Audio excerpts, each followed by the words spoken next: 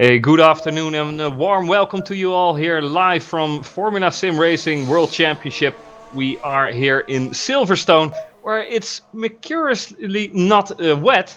I don't know the whereabouts about that. Obviously, we had a perfect race yesterday, a hell of a race for Ace in the wet. And I thought, well, I'm pretty curious what the WC guys will make of it, but wonder of all wonders, it is dry in Britain, at least in Silverstone. Next to me is David O'Reilly, and next to him is Christopher Rabey, if I'm not mistaken. Is that true, guys? You both? Yes. Yeah. Hi, Chris. Thanks for having us in the comms booth. It's only for the money you pay me, but go on, go on. Welcome, guys. Thanks. And we might mention Chris is just won the pro race just about an hour ago. Yeah. To have his first win in pro. Good job there. He came second in debut on Canada, and here in Silverstone won the event. So, yeah. Do we have any people here that are going for their first win in WC? Huh? Well, we could do. Camille Liswa?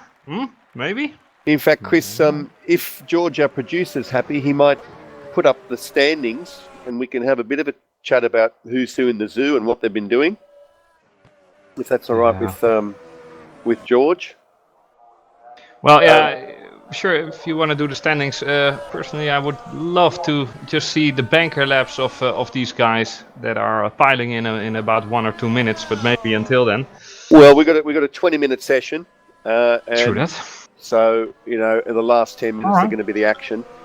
Well, do your administrative duties then. Well, it's not admin; it's commentating. So, just having a look at the championships. Very tight tussle. We're here at round 5, and Dutchman Jerome Quakel on 62 points, and that's come his way with did not finish in Australia, 1 in Bahrain, 4th in Barcelona after his tyres kind of went off a bit, and 1 last time out in Canada. So he's had 2 wins. 62 points. Number 2, Kuba Brzezinski, Polish driver and Jerome's teammate. 2nd in Australia, suffered some damage and ended up out of the points in Bahrain. 2nd in Barcelona after quite an interesting tactical battle with his teammate Jerome with tyres. And 4th in Canada. Tied with him in 2nd, however, is the Hungarian driver Daniel Kiss, who's had some stunning performances. Did not finish in Australia, but 6th in Bahrain after stealing pole. Dominant win in Barcelona, and that was a really, really impressive drive. And 3rd in Canada, and I got to say, I think performance in Barcelona is probably not a bad tip for performance here because they both use a fair bit of aero. Francesco Bigazzi equal 4th with Jim Parizis on 45 points, and Mr. Bigazzi has a PB of 2nd place and a 3rd, so 2 podiums. Jim Parizis won in Australia, 4th in Bahrain after a back-a-grid start, so he actually drove beautifully through the field to end up 4th with an innovative and well-executed strategy. 6th in Barcelona, and Canada, unfortunately, was disqualified by the simulation based on not serving a penalty in time for a pit lane speeding infringement. Then we got also tied on 6. So we got second is tied, 4th is tied, and 6th is tied. Simončić and Patel. So we've got Slovenian Simončić with 1 podium and 2 fifths. Mohamed Patel with 1 podium, a 4th, a 9th, and a 7th. So pretty tight amongst the order. Chris, what do you think it takes to win here in Silverstone? To be the fastest, but it depends on a lot of factors. But I do think that top speed is definitely one. Not so much for the first DRS bit, but definitely for the second. And not cocking up, basically. Yeah. I mean, you just have to keep it composed, keep it together, have a good, clean start. But then again, we are talking about racing, and there are always factors that can come into play that you have no influence on whatsoever. Yeah, I'm really, really excited to see what happens here today. I was looking back through some FSR history, which I sometimes do. And since 2011, the champion for that year has always finished in the top 2 at Silverstone.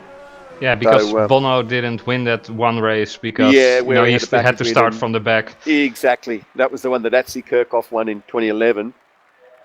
And there was a bloke came third in 2012 who's moved on and done quite well in racing, a fellow called Stoffel van Doorn.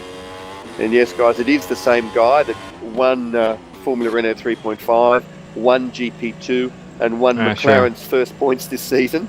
Yeah, So personally, he can suck it though. Well, but if anybody's wondering the standard of guys here in this competition, somebody who made it to Formula One came along here and managed third. So, yeah, but and still needed to cheat a little bit. Yeah. Nevertheless, there are more bigger champions online than Stoffel van Doorn in FSR, to be honest. But yeah, happy for him that he can make it to F1 at least. Well, are we all through the standings then? Yes, we are. We are. Well, hopefully we will see some more laps piling in though, because most of these guys had to board their laps, as we are seeing. Only 11 lap times on the board right now.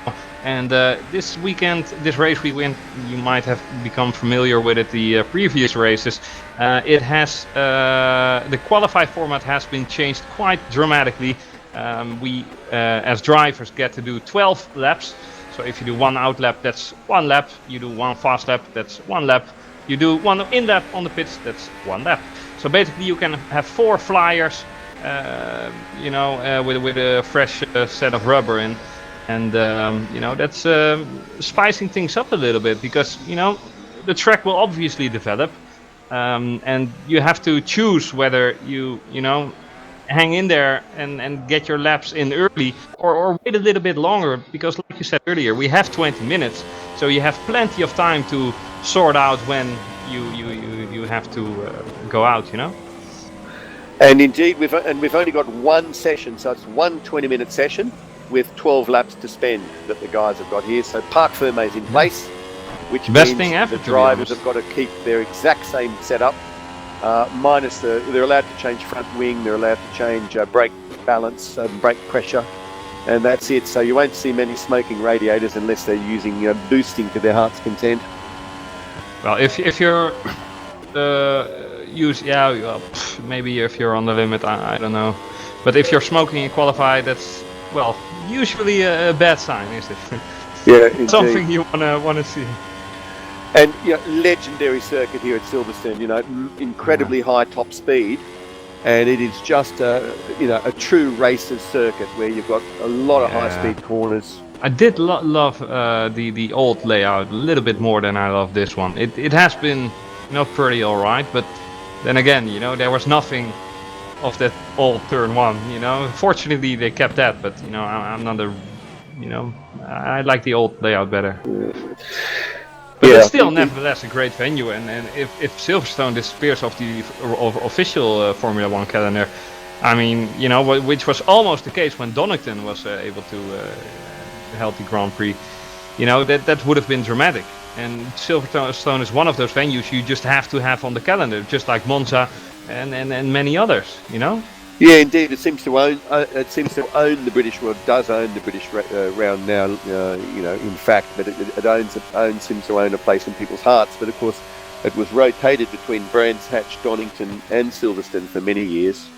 But the investment required now for Formula One standards mean only one circuit can spend that much money. Yeah, not a good idea to go to Brands Hatch. Now we've got that first corner would be lovely. I don't know about the downforce, but. And we've got, as always, the excitement of real-time, real-world weather. But if you tuned into ACE yesterday, you would have seen exactly how exciting it can be. And let me tell you, if you didn't watch the ACE stream, go back and watch ACE. Even if you just watch the qualifying, no, you have to watch this. Biter. Watch this right now. Don't listen to this guy. No, but after this, you can definitely have a peep. But funnily enough, Chris, I didn't mean this minute. I know. When you get a chance. Taking the piss. So today we've got 26 degrees in downtown Silverstone, and it all comes from an actual weather station at Silverstone itself. Yep. So the weather we got here in the sim is the exact same as the real world weather, which creates a lot of excitement, a lot of realism. In fact, there's nothing like getting up in the morning and having to check the weather in the real world before you prepare for a race. It just adds that Yeah, edge. well, it's definitely a great addition, but however, I'm getting a little bit suspicious though when we're in Great Britain and it's sunny. I mean, I wasn't surprised yesterday to see the rain, and maybe the thermometer that measures the temperature and the wind, whatever, has fell into a bird's nest or whatever. But no, it's plain sunny. It seems clear blue sky. Yeah, very changeable this time of the year in the UK. Nevertheless, if it's going to rain, and we have seen it yesterday as well, the blue sky will disappear. We will have big clouds, and that will create some tension of the drivers, because next corner you might go off or whatever. And that was fun in real Formula 1 races as well. Sometimes in Spa, where the back of the circuit was completely wet, and then the front part of the circuit was dry. And really, really awesome races there. Nevertheless, 8 minutes 50 seconds to go in this one and only qualify session. So the shout out for Paul has already begun. Most of the competitors here have done the laps they were allowed to do. Michael Antashowski is now already on his final lap. So with 8.5 minutes to go, that just shows you that you have a lot of variables to take into consideration, because the grip will obviously be better in 6 minutes, and I can guarantee you Mohammed Patel will be one of the last guys on the line. Well, exactly. The real action will start about 2 minutes from the end, won't it, as they head out for their last flying lap. Yeah, nice to build it up though, and you have a little bit of reference. Your first time out and you wait 2 or 3 minutes, you think, what could I have done better? You try to push it a little bit more, and then you have another attempt, and then even another attempt. So that's brilliant stuff. Patel though crosses start-finish line with 2 of his laps gone, with a 32.040, which means he's in P3, visible for all to see. And he will just wait it out for a few minutes. Quakel has just gone on track. He can still do 2 fast laps. So let's see. And of course, it's a track that favours a little bit more wing than some. Certainly a hell of a lot more than Canada, but we all know that. But the thing about Silverstone, while it's got very high average speed, it's got some very quick corners, and it's the exit speed from those corners, like Copse and Maggots Beckett's, like Stowe, that you've got to have the aero, you've got to have the downforce to carry a high corner speed and get a good exit speed. And so most of the drivers are running downforce at the higher end of their range, just to get the performance over the lap, rather than just the top speed at the end of a straight. Yeah, well pointed out. Let's see how these drivers can cope with that, because I don't expect a lot of variety in gear ratios, and I haven't really spotted them. So everyone is basically on one line there. We can, for the guys who don't know about Formula Sim Racing this year, we can only change the final gear ratio. So we can't change individual gears, longer first or longer second. It's only the final setting.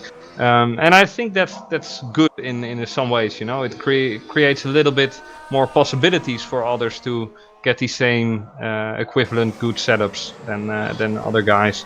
And yeah, what we want to see is some nice fighting around the track, and not people just getting into their own zone. But yeah, sometimes the race is a little bit more exciting than other times. I would dare you all to go on board with Jeroen Quakel, who has just started his lap momentarily on P1, and he is eager to improve his time, which is a 31.852, only a 10th quicker than Francesco Bigazzi, but a 10th is already huge material if we have seen the first 4 races in WC. Let's see how he copes. Opens up the DRS nice and wide. Already reaches well, 328, 329 here, obviously with the DRS. And this corner you want to have right as well. You gotta get it a little bit deeper so you can get early onto the power. Jeroen is seemingly to maximizing that momentum there. And this is something he swallowed himself on earlier, and he is keeping it together though, but it just shows you that he is definitely on the edge. Will he lift here? Yes, he will definitely lift. Tries to take a nice exit through here. Does so reasonably. Open up that DRS and make a run for it. And this is the point where I think we would see the most overtakes this race. But, you know, it can be wrong. He's gone purple in sector 2. Yeah, he's a bloody quick bastard, that he is. Go, Jeroen, go! Quick splash and dash towards the finish line. Keep it together here. This is also a very tricky corner, but you have to floor it onto the the pedal to the metal. And indeed, he does improve with 1.2 tenths. Jerome, of course, was leading, took pole last year and was leading this race until he failed to cover a challenger late in the race and was overtaken on fresh rubber. But certainly had amazing pace here already last year in the old FSR car. It seems that he's managed to find some incredible pace again this year. Yeah, Jeroen is definitely one driver that has gone up the ranks and the order a little bit. We already showed it last year when he almost won his debut WC race in Australia. Nevertheless, you know, I always thought that, no offense here, but that Cuba would have beaten Jeroen here. I mean, Cuba made such a nice impression on me last year. Then again, Quakel is having the edge over Cuba in the past few races, has to be said. Bigazzi gone purple in sector 2 and quite close in sector 3. Sector 1, quite close in sector 2. So Bigazzi could be on a good lap here. Yeah, indeed. I mean, if you were to look at it, you'd think Brzezinski would have the edge, but in fact, it's Jerome that's pushing Kuba to find more. Patel goes second. Let's see what Bigazzi does. He's crossing start-finish line right about now, and he is not improving though. Unfortunate, he is actually, sorry, my bad. He is not improving his position, however, because the time Patel just said it is, well, 16,000 of a second quicker than Bigazzi's. Fortunately for these guys, they all have one more lap to go. Jim Paresis is out, he has one more lap to go. So for Kiss, Brzezinski, Partington, basically everyone still has one more lap to go. 2 minutes 25 on the clock. So they've only got to cross the start-finish line within that time. Yeah, but you have to be smart as well, not to get caught up into traffic now. And Jeroen realizes that. He thinks, okay, I'm going to bite the head of this last stint, but you know, I don't want to get into traffic. Which is smart. Everybody on the option tyre, as you'd expect. Cuba is done, by the way, P7. He will not get pole position here. Driver one on back now. And the Alessandro in with a 31.840, he is done, but he is 1,000th of a second shy of Patel. The top 4 on the same 10th of a second. Incredible. It's incredible indeed, and that's the stuff you'd expect from WC, but you know, then again, then you see it and you're like, okay, you know, still surprised here. Now, Patel behind Quakel here.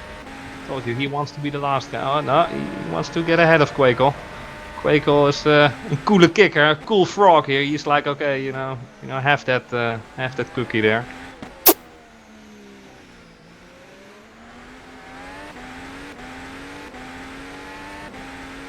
So let's see, Paris is on his fast lap behind Bigazzi. Bigazzi goes well out of the way. Good job there, Francesco.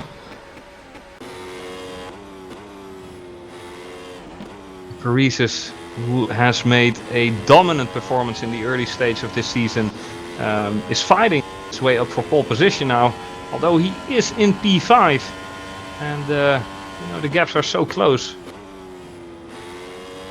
Yeah, let's see what he can do there. A little bit of a oversteery swing, but nothing to scare Jim off. Very fast, experienced driver here.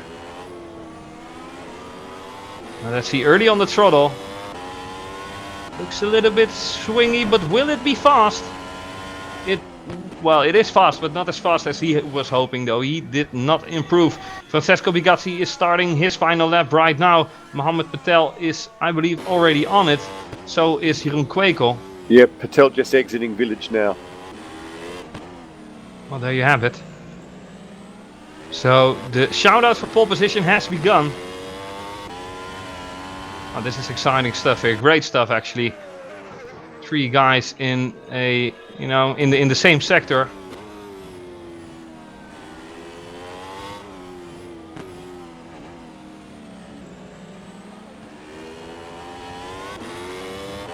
Let's see now. Patel pretty tidy through cops.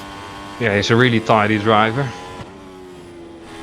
Definitely the Jensen button of FSR and steering maneuvers, but a little bit quicker than Jensen.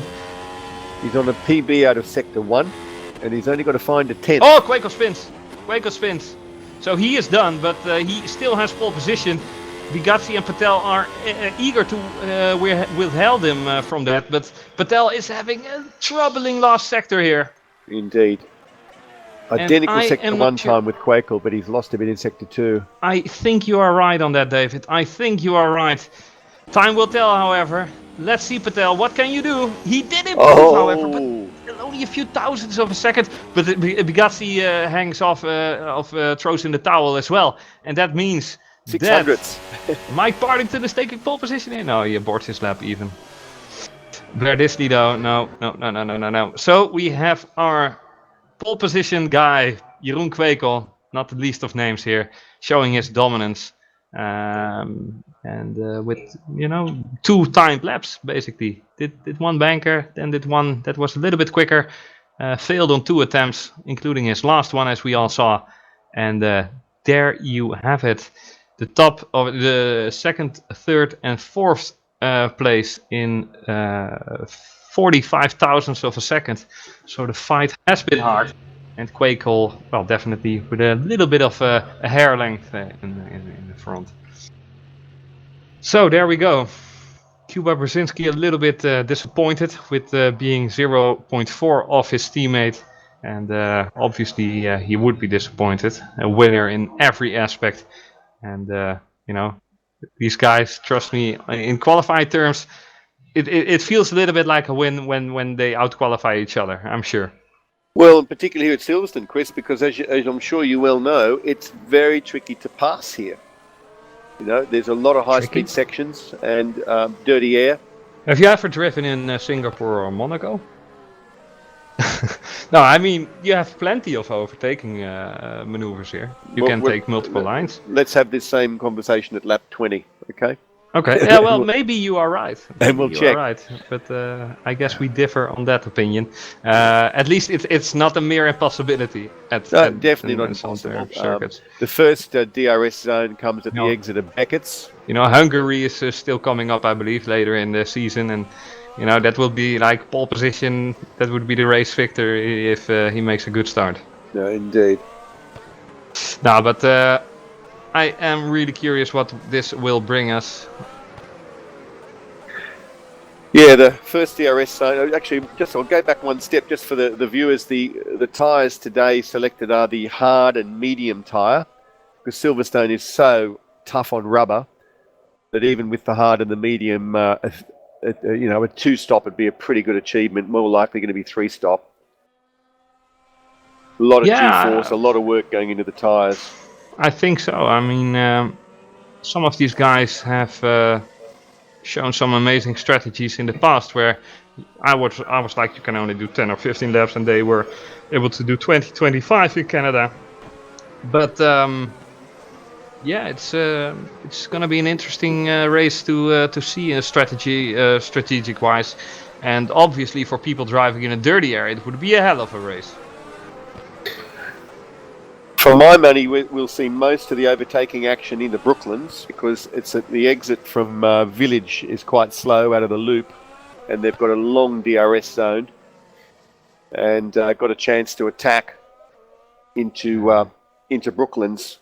Whereas the second DRS zone follows Maggots Beckett, so the dirty air just makes it so hard for the following car to get close enough to really make a move. I'd really like to see a Nigel Mansell dummy like he did with Nelson Piquet earlier in, like, what was it, 87 or something like that. I don't actually remember, but I do remember the move. It was fabulous. Yeah, I remember it too. It was into Cops. I think it was into Cops. But a real racer's circuit, you know, Silverstone is just sheer pleasure to drive. You're working the car so hard. And the Maggots-Beckett's complex reminds me a little bit about the S-curves in Suzuka. Yeah, what's your favorite circuit, by the way? Well, this is one of them. I think all the S's, Silverstone, Suzuka, Spa, got a soft spot for Monaco.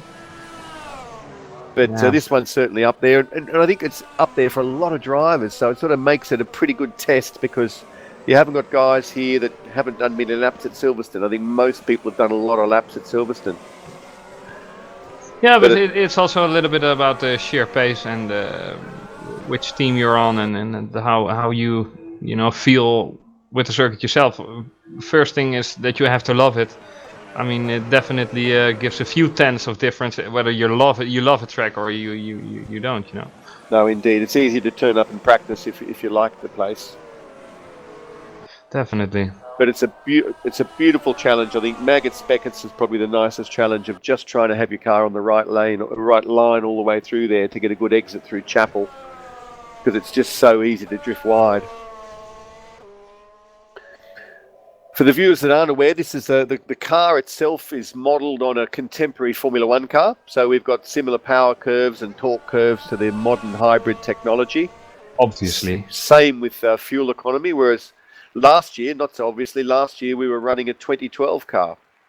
So yeah, but obviously a Formula One car. Totally new package. And all the teams, it makes it quite exciting because all the teams are still getting used to this car, still optimising the car. So even in round 5, it's not a fait accompli that, you know, this bloke will win, this bloke will come second, another guy will come third. We don't quite know, and that just makes it pretty exciting. Yeah, it has been an exciting season so far, which is awesome. And I hope for an exciting race today as well. But yeah, exactly. All what these drivers do. Hey, you're still here, Christopher. Yeah, I'm back now. Yeah, I just enjoyed some food, so I know you're on a diet, so I don't really want to describe. You just went for a tactical fab. That's what you wanted to say, but it's okay. You know, it's okay. Yes, did we already congratulate Chris for winning Pro earlier today? I think I've had enough congratulations at the minute. That's fine. I'm sick of it too. Yeah, you're a real fan of Christopher. I mean, we all are, supposedly, but yeah. Well, you know, Chris is a great example of how the system's meant to work. He turned up and drove in AMA. You know what? You know what we're gonna do? And was blitzing it. For one race, I'm gonna take your seat in ACR, in Pro, and then you're just gonna commentate on Pro, and then you just do a separate stream on how good Christopher is. Is that? I kind of like that. I kind of like the attention. Yeah, you know. No, he's done well. Yeah, a good way for our fans to interact is through the Ask FSR hashtag that you can put into the YouTube chat, and we'll answer any questions people have. Yeah. I think we've already got. Ask any questions. Any questions. I have a feeling I should not have said that, but yeah, there we go. Not watching the YouTube feed, so I can't see your criticism, your questions, whatever. But maybe that's something for you, Christopher. Chris will keep an eye on it. He did a great job in Canada. Nice. Yeah, so 3.5 minutes before the circus is opening its doors once more, and I'm really curious to see who will go into P1 in turn 1. However, it is a tricky little bit of a complex there. Plenty of room on the track, left and right of you, but you can take separate lines and you force your way on the outside. If you make the decision to stick on the inside, you better pray that something in front of you doesn't happen, because otherwise you have no room to go out of. Nevertheless, a great venue for venue for a nice start of the race. Personally, I'm a fan of a nice complex in the beginning. It's like with Monza. That's really tricky, but also really exciting. Yeah, it's lovely. The village complex there. The guys are slowing the cars up from about 300k down to about 90 to manage the village complex. Yeah, so we've had a few questions in already. We got one here saying, "What do you need to do for a good pit stop?" I think we can all contribute to that. Well, I think first of all, get your pit limiter on the right time. Otherwise, you would have to make another and get your race wrecked. But yeah, next to that, just basically focus on that. Have a good entry, have a good exit, and always take a little bit of notice on the exit whether you cross the line or not. Because if you do, I believe you get a 0.5 safety rating penalty. And the very well prepared guys, and most of the World Championship drivers that would fit that category, they practice their pit stops, quite a lot, and they've got their braking marker to make sure that they can just get down to 90 kph in time, and no earlier. Because if they stop too early, if they brake too early, there's no point battling doing a fantastic in lap because you're trying to do an undercut on somebody and then handing away half a second or a second at the pit entry. Yeah. There's a nice spot here at Silverstone. There's just a little bit of a line and a little bit of a kink in the asphalt where the fence goes from white to red is a good braking marker. And it's serious stuff. It's a good question. It's serious stuff because, as Jim Parise has found last time out, he sped in the pit lane, got a drive through, but I think he waited 5 laps to serve it, thinking that he might be able to drop a stop, and he didn't serve it in time and was disqualified. So, and that's a race-winning driver. Yeah, that's right.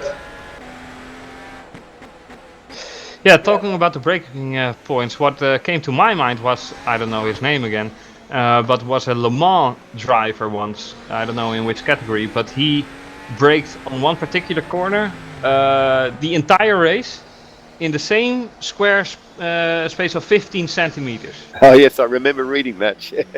And so he basically drove like, I don't know, 2 stints, so basically 6 hours or maybe 9 hours of the race, and then every time, you brake that exact spot, 15 centimeters, was the difference.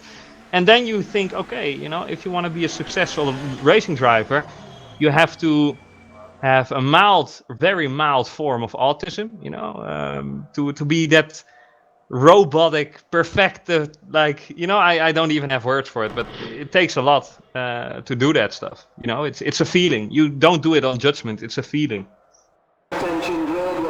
And that's what I love about WC drivers as well. They aren't really focused on how fast they're going or whatever. They are already with their heads on the other corner. They already calculated everything in their minds what they do, and they just execute it. And then they have that spare capacity in their brains that allows them to focus on the race, to focus on other things around them. And that's why we have seen such great battles. And I recall Australia with Patel as well, side by side, corner by corner, and that's an act of trust. And it's brilliant when you have a lot of these top drivers who have the same feeling of racing, that can display these kind of things that you wouldn't see in real racing, because the difference in cars are just too big. Because Hamilton might be a pretty fast bloke, but in a manner he wouldn't win a race. However, it's time to see and check who will win this race after the warm-up lap, obviously. But it will be Jeroen on pole position. Next to him is Mohamed Patel, and behind that, D'Alessandro. Bigazzi on P4, Parise on P5, Kiss on P6, Eros Mashouli on P7, Daniel Brewer on P8, Cuba Brzezinski on P9, and on P10 it's Mike Partington. The rest really have to focus on getting a good start working here, because some of those names are just not fitting in there. And then I'm definitely talking about Journey Simoncic on P12, and also James Sadler, who has performed a little bit better. And Journey Simoncic has left the race. Now we might see a little bit of a trouble here. Oh dear. If we will see Journey Simoncic spending an open session during this warm-up lap, will he restart? Oh, there we go. Restart. We will restart the race. It's something that happened yesterday, 2 weeks ago, and it's gonna happen again. So I think the recommendation was that he'll get a pit lane start. If it happens to him before he gets to his grid slot, they restart without penalty. But I think if it happens on the actual formation lap, it's a pit lane start. Yeah. We'll Well, see. that might be. I mean, he still has to wait, and there's one Italian going almeno so surrenti. I don't know what it means, but it's probably something. And Jeroen Kwekel taking the bomb here. Jeroen Kwekel actually saying time to write a 4,000 letter appeal. Unacceptable. Mamma mia. I mean, Jeroen, you're definitely taking a nice trophy here for the best joke. But it's as fair as possible. I mean, I don't mind waiting 2 minutes to see Journey race. I mean, Well, exactly. We've had longer it's fair. delays than that in the past, rerunning Quali 2 and things like yeah. that. But I'm Yeah, really exactly. happy that we made this decision, and I think you're right, David, that he has to start from the pit lane now. Nevertheless, this At is least- fair. 2 weeks ago it was the same for Cuba, and the next time it's someone else. Then it would have been really funny if it would be someone from Twister or Netrex that would have disconnected. But I think without any hesitation that Chris would have done the same. And things got a little bit out of hand. Fortunately, they are in hand again, and it's time to start the circus all over again because it's a new race, so new troubles, new commotion. But hopefully, that's gonna give us some nice things to watch at. Isn't that right? So. Well, Yeah, yeah, exactly. indeed. In Canada, we discovered a bit of a potential hole in the rules, really, where it didn't clearly deal with these situations. So there was a lot of words typed and a lot of hours spent debating it and discussing it. And at least we've now got what we think is an appropriate process, because these guys, they might do 500, 700, 800 laps to prepare for a race. And it's a shame if a game glitch, either before or just during their formation lap, stops them from racing. And Journey's a great racer, so it'll be nice to see him get a chance to compete. Yeah, exactly. Little bit. I battled a little bit with him in the Winter Series. It's a little bit of an aggressive bastard there, but nevertheless, if you want to be the best, then you have to just park your car in front of the other. Not on the fashion that I did in Canada with James Settler. I was such a douche. But sometimes you make a mistake. In the end, we are all just humans, isn't that right? So, Well, except absolutely. Bono is not a human. He's an No, he's an alien. He's an alien indeed. He's an alien. And Morgan is a French alien. So yeah. So there we go. Attempt 2 of the 5th round here.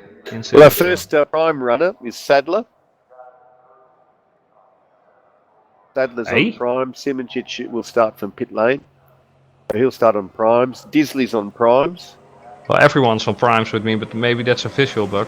You must be on a. Yeah, you're on a bug. It must be a bug. I can see it on yeah, okay, live well, fair enough. well. Yeah, he's there on the we go primes. then. Disley prime, Ivanov, Simoncic. So Journey is actually crying in the pits now. Ooh, spit lane start. Ooh. Well, Cuba did get a 5-place grid penalty for the situation in Canada. Yeah, it's under appeal, so it's suspended pending the appeal. Ah, okay. And that hasn't been decided yet. The restart of the race? No, for the restart in Canada. Okay. Well, I don't know. It was just a simple restart on the warm-up lap. Well, the incident even happened before the warm-up. So, anyway, the great thinkers of the Court of Appeal will draft some advice, and the Team Owners Association will then get to consider that advice. Yeah, well, that's something for the books at the administrative part. Time to go racing. Time to, show who has the big guts. 52 laps. Yeah, not a short race. Shorter lap count than Canada, which was 70. Yeah, but that's 305 kilometers. And pit window. What do we think, guys? Do we think these blokes can do more than about 12 or 13 laps on the option? I don't know. I think David Crackle will do a 2-stop, to be honest. But I think it'll be a 2-stop race, probably 14 lap 15 maybe. Where is Greco, by the way? Oh, he left again, didn't he? I'm not sure. Yeah, I don't think he's not on the server. Huh. So Michele Di Alessandro, the only Netflix car, it seems, if my information is correct. I think it is correct.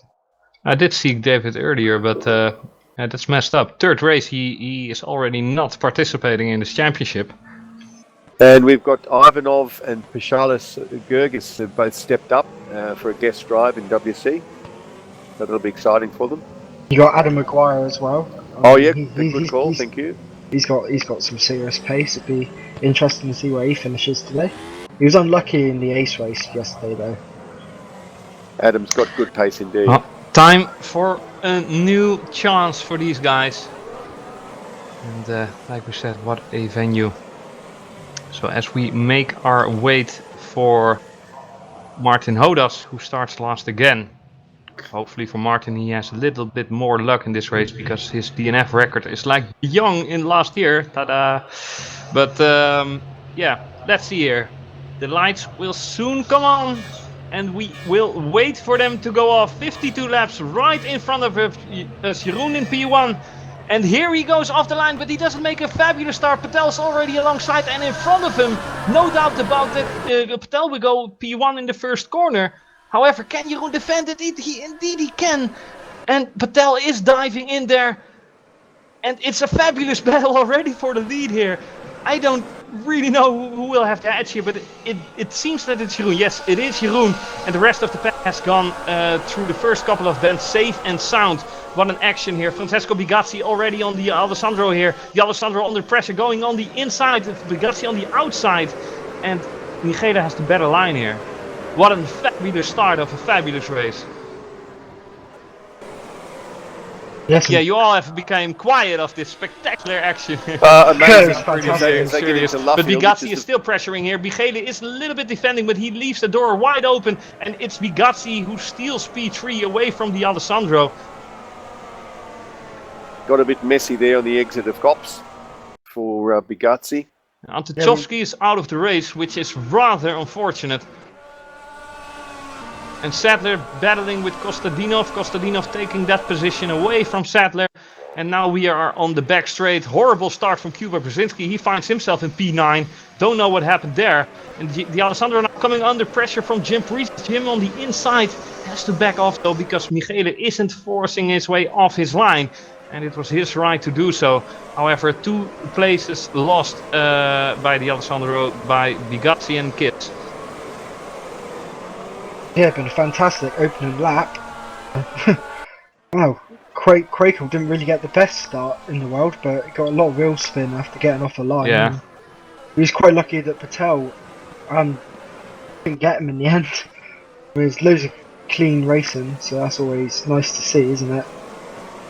Makes a change. Victor Ivanov has pitted. Looks like it's for a front wing. Blimey.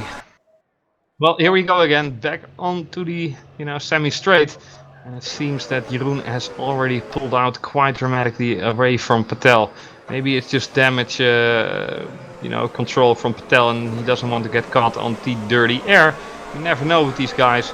But it seems that Twister is having a nice shot at this, but they only need that stupid bloody Origin front row in front of him to make it a 1-2-3. But for the moment, it's Quico, the cherry on the pie.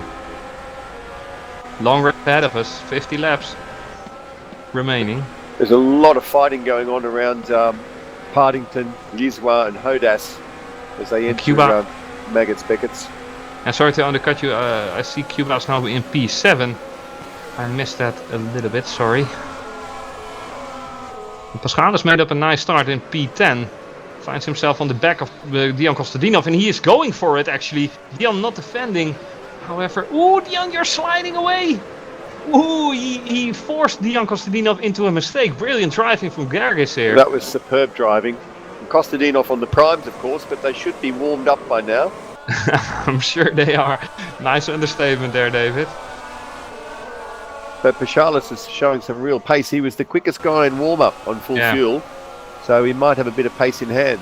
Yeah, but you never know about these guys. I mean, obviously the front runners don't want to show their pace just yet or something.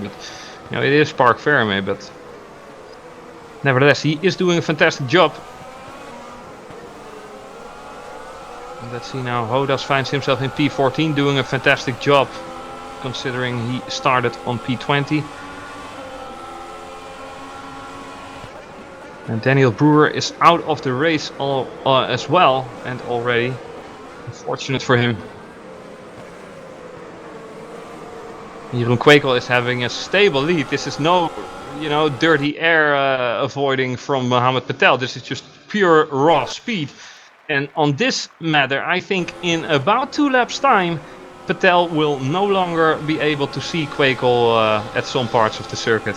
Only maybe as a faint dot, green dot in the far distance. Yeah, it's pretty impressive. 2-second gap after 2.5 laps. Yeah, I mean, which of course will deny at this pace Patel, it will be like 50 seconds during the entire race. Well, I don't hope that's the case for Patel, because that would definitely be a moment where he would scratch his head. Yes, and of course, to get any DRS, he's got to be within 1 second, and at the moment, it doesn't look like he's got an answer for Kwekel. Yeah. Big question mark is whether Kwekel can run at this pace and still have decent time management, because that's a good point. This is a track where Kwekel's time management was not, let's say, in the absolute top of his game, and it's what cost him a good result in Barcelona as well. So let's see how much he's leaving in the bank. Kwekel is leaving in the bank, or? Kwekel, just in terms of time management. Yeah, well, it might be the case that he is overdriving indeed, but I don't know. Maybe. It's just for time to find out. But let's see how that will develop. Either way, he's got to make that gap. He's making a brilliant gap, and it does mean that he's got some pace in hand, so he can back off and look after the tyres if he needs to. It would be nice if Cuba would join this train of Jim Parisis, Alessandro Kiss, and Bigazzi. Well, there's only 7 seconds separating the top 7, so anything can happen. Seems fair. And as Murray Walker would say, and probably will. Indeed. Pascal is actually on the hunt now for Mashuli, which is lovely for him, not so much for Eros. Well, I think Paschalis what you gonna do about it, super motivated after yesterday, because he was leading the ace race at one stage, and I think here it goes. What brought him unstuck, amazingly enough, was the pit lane was wet, because he was onto dry tyres and managed to have a spin in the pit lane because the pit lane was wetter than everywhere else was. Same circumstances as everyone that day, so... Indeed, but it's not something the guys get to practice very often. Oh no, exactly. That's true. And in fact, we ended up with how many runners did we have at the end of the ace race? Was there 7? 7, I think, yeah. Which doesn't seem many, but in 1996 at Monaco, 3 finished. Yeah, but last year in Spa, we had rain as well in ace, and there a lot of guys finished. So, it was just a little bit weird. Pascal's now actually looking forward to this, to this overtake, but he couldn't quite get the room in there. A little bit too much of a gap between him and Eros, but it is going and it is coming. And I think on the back straight, I think hanger straight, he will make the job done. And seal the deal.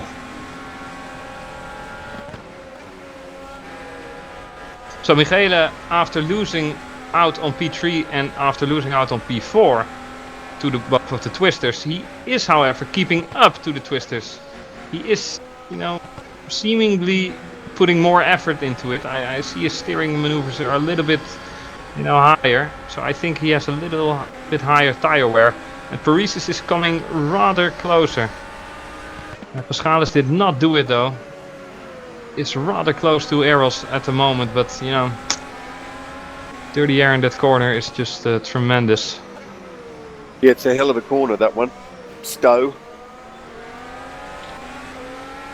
I mean, I want to see overtakes. I don't want to give you, credit for making that point. In 20 laps, we will not have any overtakes. That's not something anybody of us wants to see. Well, no, you're already. You've won that debate already, because Paschalis made a fantastic overtake into Stowe. Yeah, so. Obviously, but I mean, don't want to get impatient here. But these guys have to show us something. Come on, you gladiators, work for your, monies or whatever, tortillas, whatever you get paid in. Yeah, for the first time this race so far, Mohammed Patel's actually faster than Quakel in the sector. Hmm. So I wonder if Quakel is maybe pushing a little bit too hard. Yeah. 'Cause But there by the is- way, you guys are both ACR drivers, right? Yes. yes. What does Chris Cobb pay you in? What kind of value, valuta? Money? Virtual gold bullion. Gold out of Fort Knox. That would be something there. We get free burgers. Yeah, we have free Burgers. McDonald's. Oh no. Well, I'm really sad my application for ACR has been declined, but yeah. Well, you're on a diet, you see. If you quit that diet, you could come straight in. We've got all I'm these just new running quick guys crazy coming at up the to moment. pro. It's making the old guys push harder. But indeed, so great punch. But back in the day, I mean, a lot of WC drivers got paid. Paschalis is deserving a little bit of a pay though, because he's making life really hard for Errol here right in front of him. However, he hasn't yet found a way past him. You know, it's something that he has to do in the next couple of laps, because I do think that his tires will degrade a little bit quicker, because he's trying really hard and he has the dirty air, and he also knows he has the pace to catch the guys in front of him. So it would be something he's really close. He can almost, you know, touch that rear wing. Just noticing quite a gap building up between Paschalis in P9 and Bjarne Kostadinov in P10. Bjarne, the first of the prime runners, is really fallen off the back of the top 9. But the pendulum will swing a little bit round about lap 10 or 11 as the options start to go off, but it's not going to give him back 6 seconds. Kostadinov actually scored pole position in Canada last year. Had a horrible race there, finished P10 or 11 or even a DNF, I can't really remember. Not in the top 10. Yeah, I've got a feeling he was on a bad tyre strategy, I think, in the end. No, he just had a really bad luck race, whatever. But yeah, it's beautiful looking car though. You got to hand it to that Avenger. It's a gorgeous looking car. I don't think it's too bad. Entirely subjective, of course. Well, tastes differ, and that's a good thing. Yeah, there's a good variety of colours in FSR. Now, as Chris pointed out so accurately earlier, Mohammed Patel has actually stolen back a tiny bit of that gap. He's now down to 2.1 seconds. It was out to 2.5. So Georg is either now in tyre conservation mode, which I think is most likely. He's decided he only needs 2 seconds, and he's now going to manage his tyres and put his head into his strategy, rather than just show how fast he can go, like Lewis Hamilton last year in Interlagos when he got it under the gearbox of Nico Rosberg and smoked his tyres in the first stint and started going backwards. Yeah, well, exciting big news in Formula One now about Verstappen taking Kvyat's seat, Chris. You're probably not surprised. Well, not surprised. I mean, I was very surprised actually, but you know, considering the circumstances, you know, that is how Formula One used to be. You know, you make a little bit of a few mistakes, and already in Australia you had problems, and the rest of the races, and then this was just the drop that made the hammer of a bucket spill. And you know, they have that luxurious problem of having those drivers, and they're like, okay, we're just swapping it. You know. I mean, if Max can drive for around P6 in a Toro Rosso, he might do P3 in a Red Bull. We'll see. It's going to be amazing seeing the dynamic between him and Ricciardo, because Ricciardo is obviously one of the top guys, so he'll really be up against only guy who beat it, Vettel. Top driver now. Yeah, indeed. In 2014, he was the only guy to win a race against. He won Mercedes. 3 races actually. Yep. Well, yeah. I mean, he did an awesome job. And I think he was voted 2014's best driver. So Verstappen's going to be in a good car against one of the very best now, and that's going to be an amazing test. Now that one of the best. Yeah, well, Ricciardo is definitely one of the best in Formula One at the moment. But he can't change bicycle tyres, Chris. Apparently. Bicycle tyre? Oh, he went off on a bike ride yesterday and got a flat tyre and took 5 hours to get home because he doesn't know how to change a tube on a bicycle. That surprised me a bit. How do you know this kind of stuff? What? I think you have that much time left that you think, what is No, I think I follow him on Twitter. I think that's how I found out. But I digress. Patel now within 2 seconds of Quakel, so he's certainly not letting him drive away with it. Bugatti seems to be closing on Patel as well, so Indeed. we could have a three-way battle for the lead maybe. If I this did feel for keeps up. Bugatti. Sorry, Chris. Please go That's ahead. fine. Go ahead. No, you continue. It's You fine. feel for Bugatti? Well, I feel for Bugatti. I felt sorry for him because he put it on pole in Canada after we bigged him up and said he's amazing in quality at Canada, and he duly put it on pole and made us seem very insightful and alert and up to date. But then he had a bit of a pace issue in the final stint and got sort of swamped, and then had an unfortunate contact in the final chicane, spun, and ended up. Yes. The race was so close, he crossed the line in ninth, so it was a terrible result for him. And I'm just looking forward to the day when Francesco Bugatti's pace, pays the dividend of giving him a win, because he's got the pace to win. Yeah, but so do also have these other drivers. Only it's the qualification and the little dots on the eye that matter. And 1/10 a lap is still a 5.2 second at the end of the race. Partington is pitting. Okay, this is interesting. Hodas is pitting as well. That's early. Lap 10. Yeah, so that does seem pretty early. 9 laps complete. Yeah, 10 lap stint. Yeah.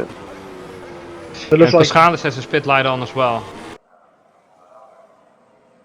okay, so it looks like they're probably gonna do another stop on the prime tyre, probably around lap 30 something. Probably stretch this to easily 23 laps, and maybe they might go option again, but considering what they're doing now, it looks like it could be a bit of a stretch to go option again, so primes order of fashion for Mike Partington. Yeah, At the moment, yeah. Mathematically, option prime is possible, but I don't think that's the fastest way to go about it. I think it's nicer to just drive your race and do go as fast as possible and make that extra stop, and then at least you don't have to hold back. And every time you have a fight, then you're like, okay, I don't have to hold back, so I can fight for this position if needed. But if you do that stop less, then you're like, okay, I'll just let you go because I'm racing against the clock because of strategy. Yeah, I agree with you 100%. You can race, you can push the car to its limit, enjoy the race. It's a surprisingly short pit stop here in Silverstone because it feels like, your life is passing before you because it's such a long pit lane, but you lose about 4 corners. You lose the final complex and you lose turn 1 and half of turn 2, so it's only about 14 seconds in pit lane. Yeah, Canada was really nice. That was actually 14 seconds, but that was the shortest because of the entry and the exit. Yeah. It was the shortest of the season. Yeah, indeed.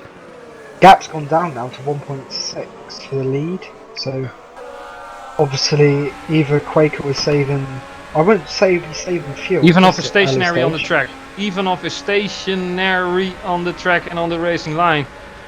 This is not a good thing. He's left. Yeah, he's pressed escape. There you go. There. Okay, that was.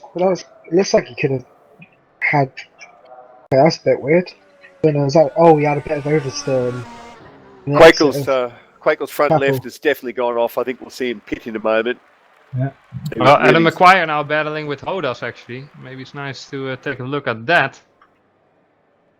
Yeah, Quakel's definitely got a bit more wear on his front left compared to Patel and Bugatti. So maybe nothing much happening in the front. Yeah, sorry to undercut you guys, but Adam is really hanging on to the back of Hodas at the moment. He might even try and move here. Hodas a little bit defending. Ooh, McQuire having a lot more pace in that car. Go Adam, go. Even drives it on the outside here. That's ridiculous. And you can see the effect on the with the dirty air here. He just has to hope for a great exit here, and he does. This will be a nice maneuver for Adam McQuire. Very easy peasy. Here we go, and now he gets the arrest. Hodas! Holy moly, that was absolutely over-aggressive defending, if you ask me. Yeah, he made a very sporadic move. Very intense, not smooth at all. Oh, he was lucky there. Yeah, that was definitely. a very aggressive swerve to a driver that was closing on him incredibly rapidly. Looked like Quaker had a very bad last sector because Patel's now only 8 tenths behind and within that DRS, so I'm definitely thinking that your own will pit. I'm pretty sure of it. sadly just almost made a move stick on thingy. And in the meanwhile, Paschalis has gone through on Eros. So yet again, all the action is packed into one moment, and then these drivers decide, okay, let's do something now. Teach the commentators by making all these moves all at once. However, the top 7 has been unchanged for the past few laps. Actually, after lap 2. And the leader is going into the pits. And the Alessandro is following. To the limit. Wow, he had 1 kph in hand when he crossed the limiter line there. Fantastic. That's what makes a perfect pit stop. There you go. Hopefully he hits his marks, which I think he's going to do. Something's happened. Quakel and the Alessandro, there we go. Everything is going according to plan. That scared me a little bit. I'm sure it did Quakel, however. Where will Quakel come back out on track? He will go out on track on P7 with fresh, hard tires. And, well, definitely putting the ball now into Mohammed Patel's area. And he at his part, and he is definitely responding with a pit stop. However, the first thing he has to do is make this in-lap stick and hope in whatever God that he's going out in front after this pit stop. But Jeroen is relatively in clean air, 2 seconds shy of Mashouli. So with a little bit of luck and determination, Quakel can hang on to this lead rather easy if he doesn't mess us up, if he doesn't box up. Yeah, you got Daniel Kiss also has his pit light on as well, so looks like they'll all be switching over to the prime tyre, the hard compound, the orange sidewall tyre. Cuba not going into the pits though, same for Jim. And the gang that is notoriously named with the Twister name are all going into the pit. Here we go, 1, 2, 3, there we go.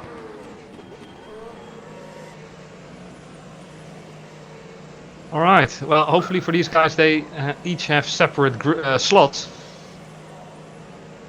Yeah, that's always a bit scary. Yeah. Because in Formula 1 this would be drama spelled in caps lock, 1 team, 3 pit stop. Daniel Kiss here. Yeah, there we go, And Quakel already out in front, there we go, he actually extended his lead even further. That was very interesting. All the Twister cars have gone for the option tyre again. So, option prime maybe. That's very interesting. Oh, Quakel almost spinning it! Jeroen, keep it safe, keep it sound, bro. Holy moly, scaring us off there. Well, that's definitely his moment of the race. That shook him up. I mean, splash some water over your head. Think like, think, Quakel, think. This is WC. You can't cock up like this. It's that dirty air we were going on about. It just sucks the car. Perhaps. It looks like dirty air to me. Looks like he got very good. I don't know. Did the Alessandro pit? Yeah, of course he did. Otherwise he wouldn't be driving here. He is really getting closer to Daniel Kiss, and all these drivers are burning a lot of rubber through the old turn 1 corner. And the Alessandro actually in front of Bigazzi then. Because Bigazzi was P3 before Quakel pitted. Right? Behind yes, I think he was. Yep. No, he lost out tremendously. Maybe his pit crew... Patel just got Quakel. Because he's on the quicker tyre. Quakel's fighting back. This could get a little bit of a love tap there. This could get a bit exciting. And Patel's used that faster option tyre to gain track position. That was a very bold move. He just seemed to have a lot more rubber. Very surprising to see him do that. And Michele Di Alessandro also comes out in front of Jim. Oh no, Jim was already in... no, I believe he was P5. Well, nevertheless, things have been shaken up quite dramatically. Absolutely. And Mashouli... Quakel had a script for this race. Mohammed Patel certainly hasn't read it. And Mashouli is leading this race. He's not defending Patel as much as he was doing earlier. However, he still has to pit. Let's see how Quakel handles Mashouli now, because he already was behind him since his pit out lap. Yeah, come on, Quakel, you have to do it now. You have to do it now, mate. Come on. Ah, you can't. Like kind of playing it a bit Now he safe has to do there. it. Now he has to do There it we and be go. aggressive and say, Eros, Whoa, fun. contact. Ooh. That was a little bit over-aggressive, but you know, I don't blame Jeroen personally. Maybe Eros doesn't think about it like that, but he was like, okay, I have the fresher tires, I'm going for this corner, so you have been warned. And warned he was. Daniel Kiss now getting rid of Masciuli with ease. And the Alessandro now trying to get into that gap as well. And Masciuli is making life a little bit difficult for the Alessandro. But he's going into the pit as well, so he had to back off. So a lot of action in these past couple of corners. And there you have it. And you see also in online racing where every pit crew is taking the same amount of time in changing the tires. We still have action during the pit stops. Well, that's remarkable and fantastic. Yeah, it's brilliant. And Patel, you know, you've got to tip your hat to him. He's a real racer, isn't he? He's gone for the options. I'm not giving He's him decided anything. to make a race of this. I'm not going to give him anything. Not a hat. But maybe my Muppet costume. He was very fond of that. He told me on the forum. But maybe at some time when he retires, I'll give him my Muppet costume. I'm the old grumpy guy on the balcony, you know. But nevertheless, enough of my bad sense of humor. Michele is actually looking very competitive, more competitive than he looked 10 laps ago. Then he was just slotting in behind the Twister lot. But now things have rather changed, haven't they? So They have indeed. Exactly. Yeah. very surprised to see Patel in front of him. I mean, Quakel still had the opportunity to fight off Patel after that semi-crash spin thingy. But then, yeah, Patel just overtook him with the momentum and the courage. And Quakel did fight off a little bit, but nothing that Patel couldn't handle. And I'm sure Patel would have done the same. I mean, Well, there was 1.2 seconds difference in the previous lap, but this lap will be a better gauge because Quakel's not stuck behind any other cars this time. Yeah, Yeah, he does well, seem to be matching roughly. he can make this work though. Jim Paresis is going into the pit now.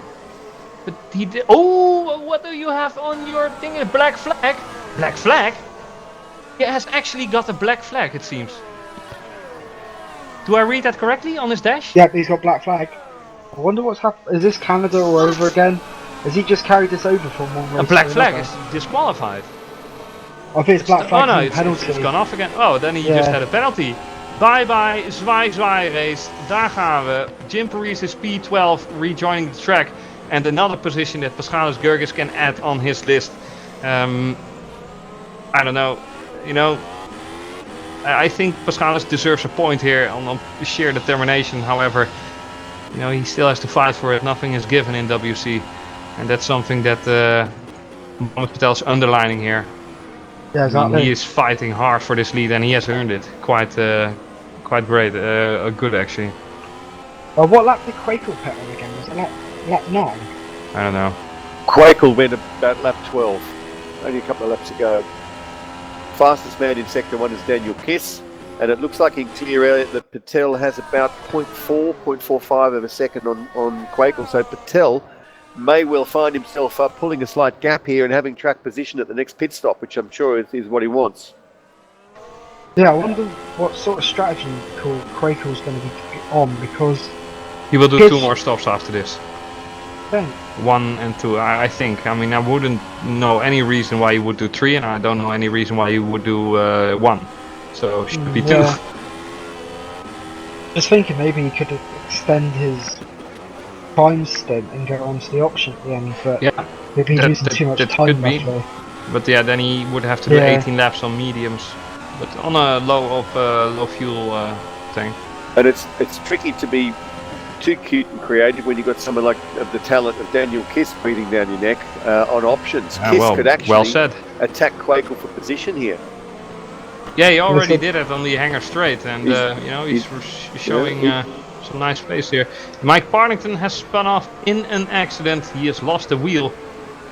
What happened there? Dirty air, hanger, right bend. Oh, he done a George Winter there. Yeah, he did a George Winter there. So sorry to bring it up, George. Oh, he doesn't mind. He knew what happened to him yesterday. That was the exact same fashion that George crashed. So Not the only one. not the only one. And do I hear more crashes? This certainly hope not. Patel went Fortunately, purple last time round, so he's Patel's really absolutely using up these option tyres beautifully. Here comes Kiss again on Quakel. It seems that the Twister does have a little bit of a higher top speed, and the gap was there, but Daniel is a driver that uses his head on all times and only goes for it when he's certain he will get the position. Also, when you find him on the inside, then you're in trouble. Quakel knows he's in trouble, but he established him as a rough force on track. Daniel definitely has seen what happened to Mohammed Patel earlier on, and he knows he will not get a lighter treatment than Patel got from Quakel. So very anxious to see what will happen. And Kiss being all over Quakel's gearbox is not helping Quakel to go fast, because he's now about 0.7, 0.8 of a second slower than Mohammed Patel. Yeah. Patel, of course, his tyres are going to start to fade in another couple of laps, so he's really got to make hay while the sun shines. Yeah, exactly. Yeah, definitely in the UK. Not often that the sun is shining there. And speaking of hay, I'm suffering, pardon my voice, I'm suffering terribly from hay fever at the moment. Well, it seems like Quakel has made a little bit of a gap again between him and Kiss.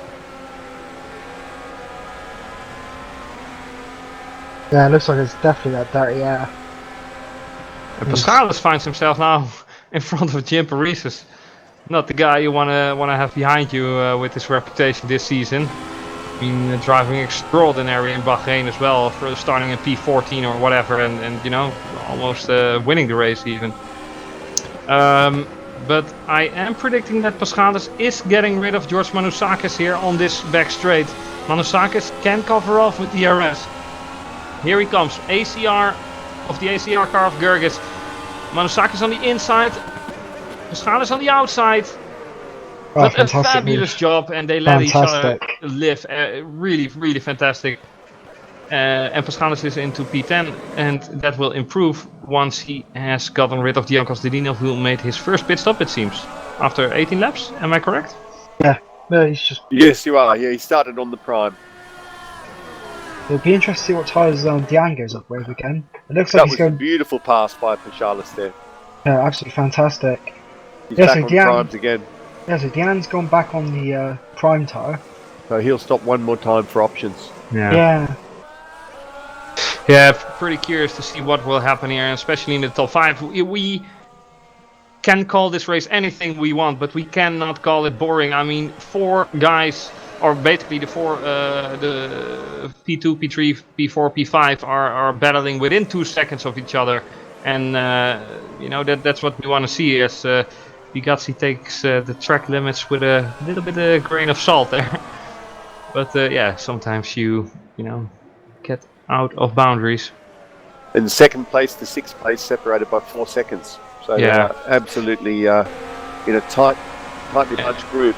And Twister is definitely well represented here. I mean, Michele Di Alessandro is the only Netflix driver here today, and he has been the only Netflix driver of the lineup in this, in 5 races now. But so it's really important for him that he has some good results, because we remember what happened in Australia with him. We remember what happened in Bahrain with him. And in China he had a little bit of a shunt as well, but he had a good result, I believe. But he has every possibility here for a podium, right? So it would be very nice to see Michele finish the job, because he has shown us some stunning pace and some great wheel-to-wheel racing.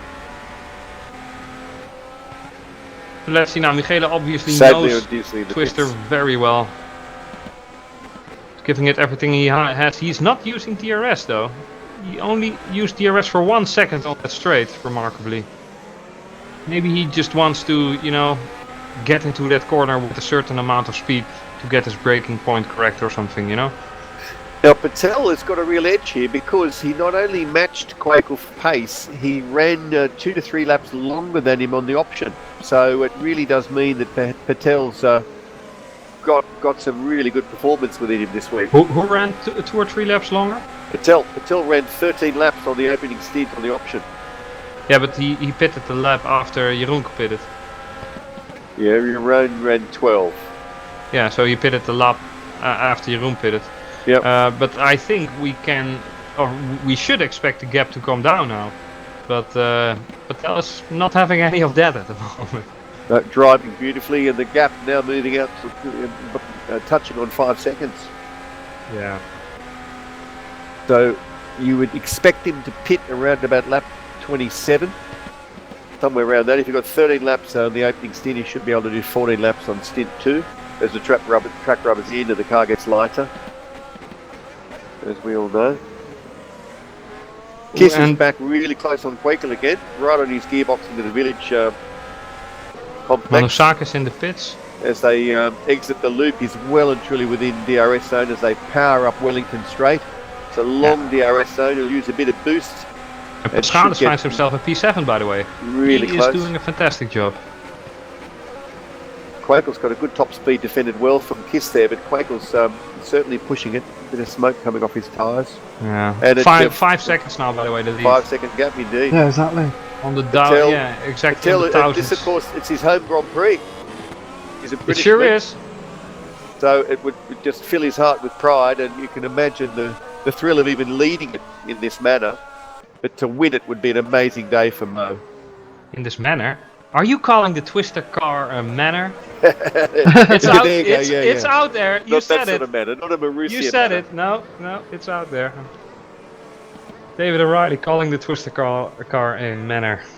Nevertheless, this manner is, quite fabulous on this track. Doing Kiss it right on superbly. Quakel's gearbox into Stowe.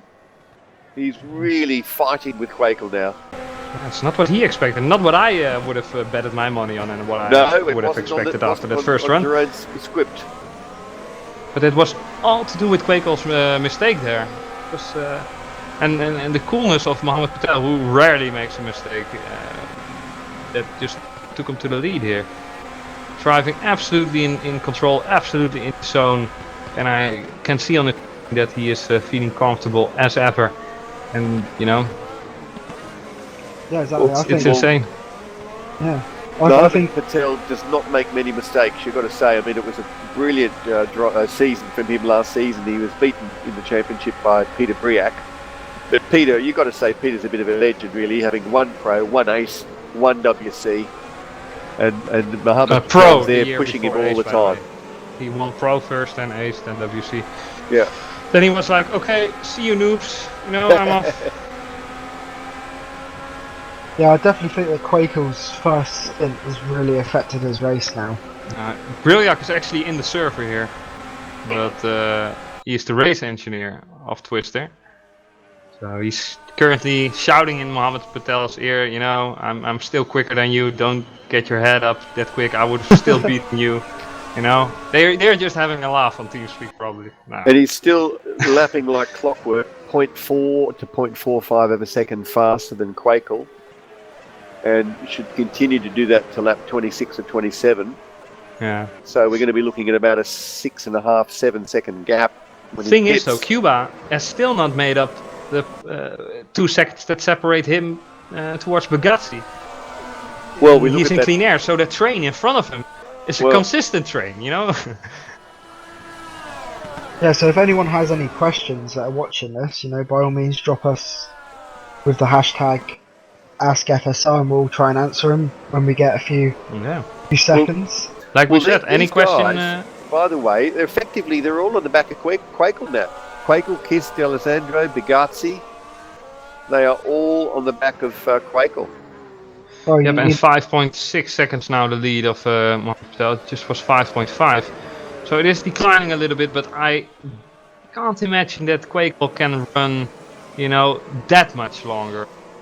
Because the thing is, if Mohammed pits, he's gonna go on whatever compound, but he will have fresher tires. Then Quakel has to decide, okay, do I continue on with the stint and lose in the upcoming 4 or 5 laps, do I lose half a second a lap or 1 second? Or do I pit and cover him? Either way, his stint on the hard compound has failed dramatically because he was obviously thinking to leave Patel behind him and ruin his stint. Yeah, exactly. Well, and that's exactly what I was expecting. I've got to admit, I thought, well, if Mo is stuck behind him on the quicker tyre, that's just, the end. It reminded me of Suzuka last year. Yeah. Yes. Well, I don't feel sorry for you, Jeroen, since he cocked up himself. However, it's just so unfortunate to see this Patel on P1 again. Driving a dominating performance for the time being. In 2 laps we're halfway, in exactly 2 laps. But yeah, the. Well, I'm intrigued with what Mohammed's going to do, because with 26 laps left to race, 25 or 24 laps left to race, can he make a set of primes go 24 laps? Well, a couple more laps and he's got 22 laps. I think the answer is that he can, because he's made his options go 13 laps. Oh, Quakel, what's happening today? What's happening with Quakel? Quakel just went down to like 8th and back up again. I think he might have had a bit of lag there, maybe. Must have been lag. Maybe, definitely. Must have been. Maybe like a little desync or something, maybe. I don't know. Holy. I was like, what? Yeah, what's happening? I was like, oh, Quakel. That was a heart attack we didn't need. Yeah, exactly. Well, I managed to do 27 laps in Pro today. Yeah, that's just showing off, Chris. That's Thanks. far too many laps. I know. But it is possible to do 27 laps. They're at the stage now where Phil is quite, halfway down. Yeah, but then again, you drive slower in Pro as well, so the tires don't get, the same treatment. but in Pro we drive so badly, we used to burn the tyres up more. Hey, visors, what? Well, nevertheless, 4.5 seconds now in Quakel, so that gap has shrunk by a second over the last lap. So whatever Quakel did with this semi-disconnection, he has to do it again, because it saves him a second. So he gained get your appeals ready. Seconds. He gained 1.3 seconds in Sector 2, so... Yeah, wonder maybe what Mohammed just had a mistake. I'll have a look at that. He might have pressed the hyperspace button. So that's what ACR is using. A hyper button. Well, Quakel's last lap was his fastest lap of the race, so that's something he's got going for him. And Patel's last lap was not a good lap at all. Again, takes a 10th out of Sector 1 off Patel, but 10th doesn't win you the race yet. But at least it's shrinking. And then we have the top 6 within 8.3 seconds, and then we have Paschalis Gerges, who's doing the best he can on P7, but with a 14-second gap between him and Cuba. 22 seconds behind the lead, 14 seconds behind Cuba. Nevertheless, he still has Jim Paresis behind him, and that's something to be proud of, because Jim has won Australia fair and square. So absolutely. Well, Jim served a drive-through, of course, so I'd say Jim was probably highly motivated. Obviously, but that was like two light years ago. Paschalis. And what's happening here? Jeroen Quakel is... Bigazzi is pitting.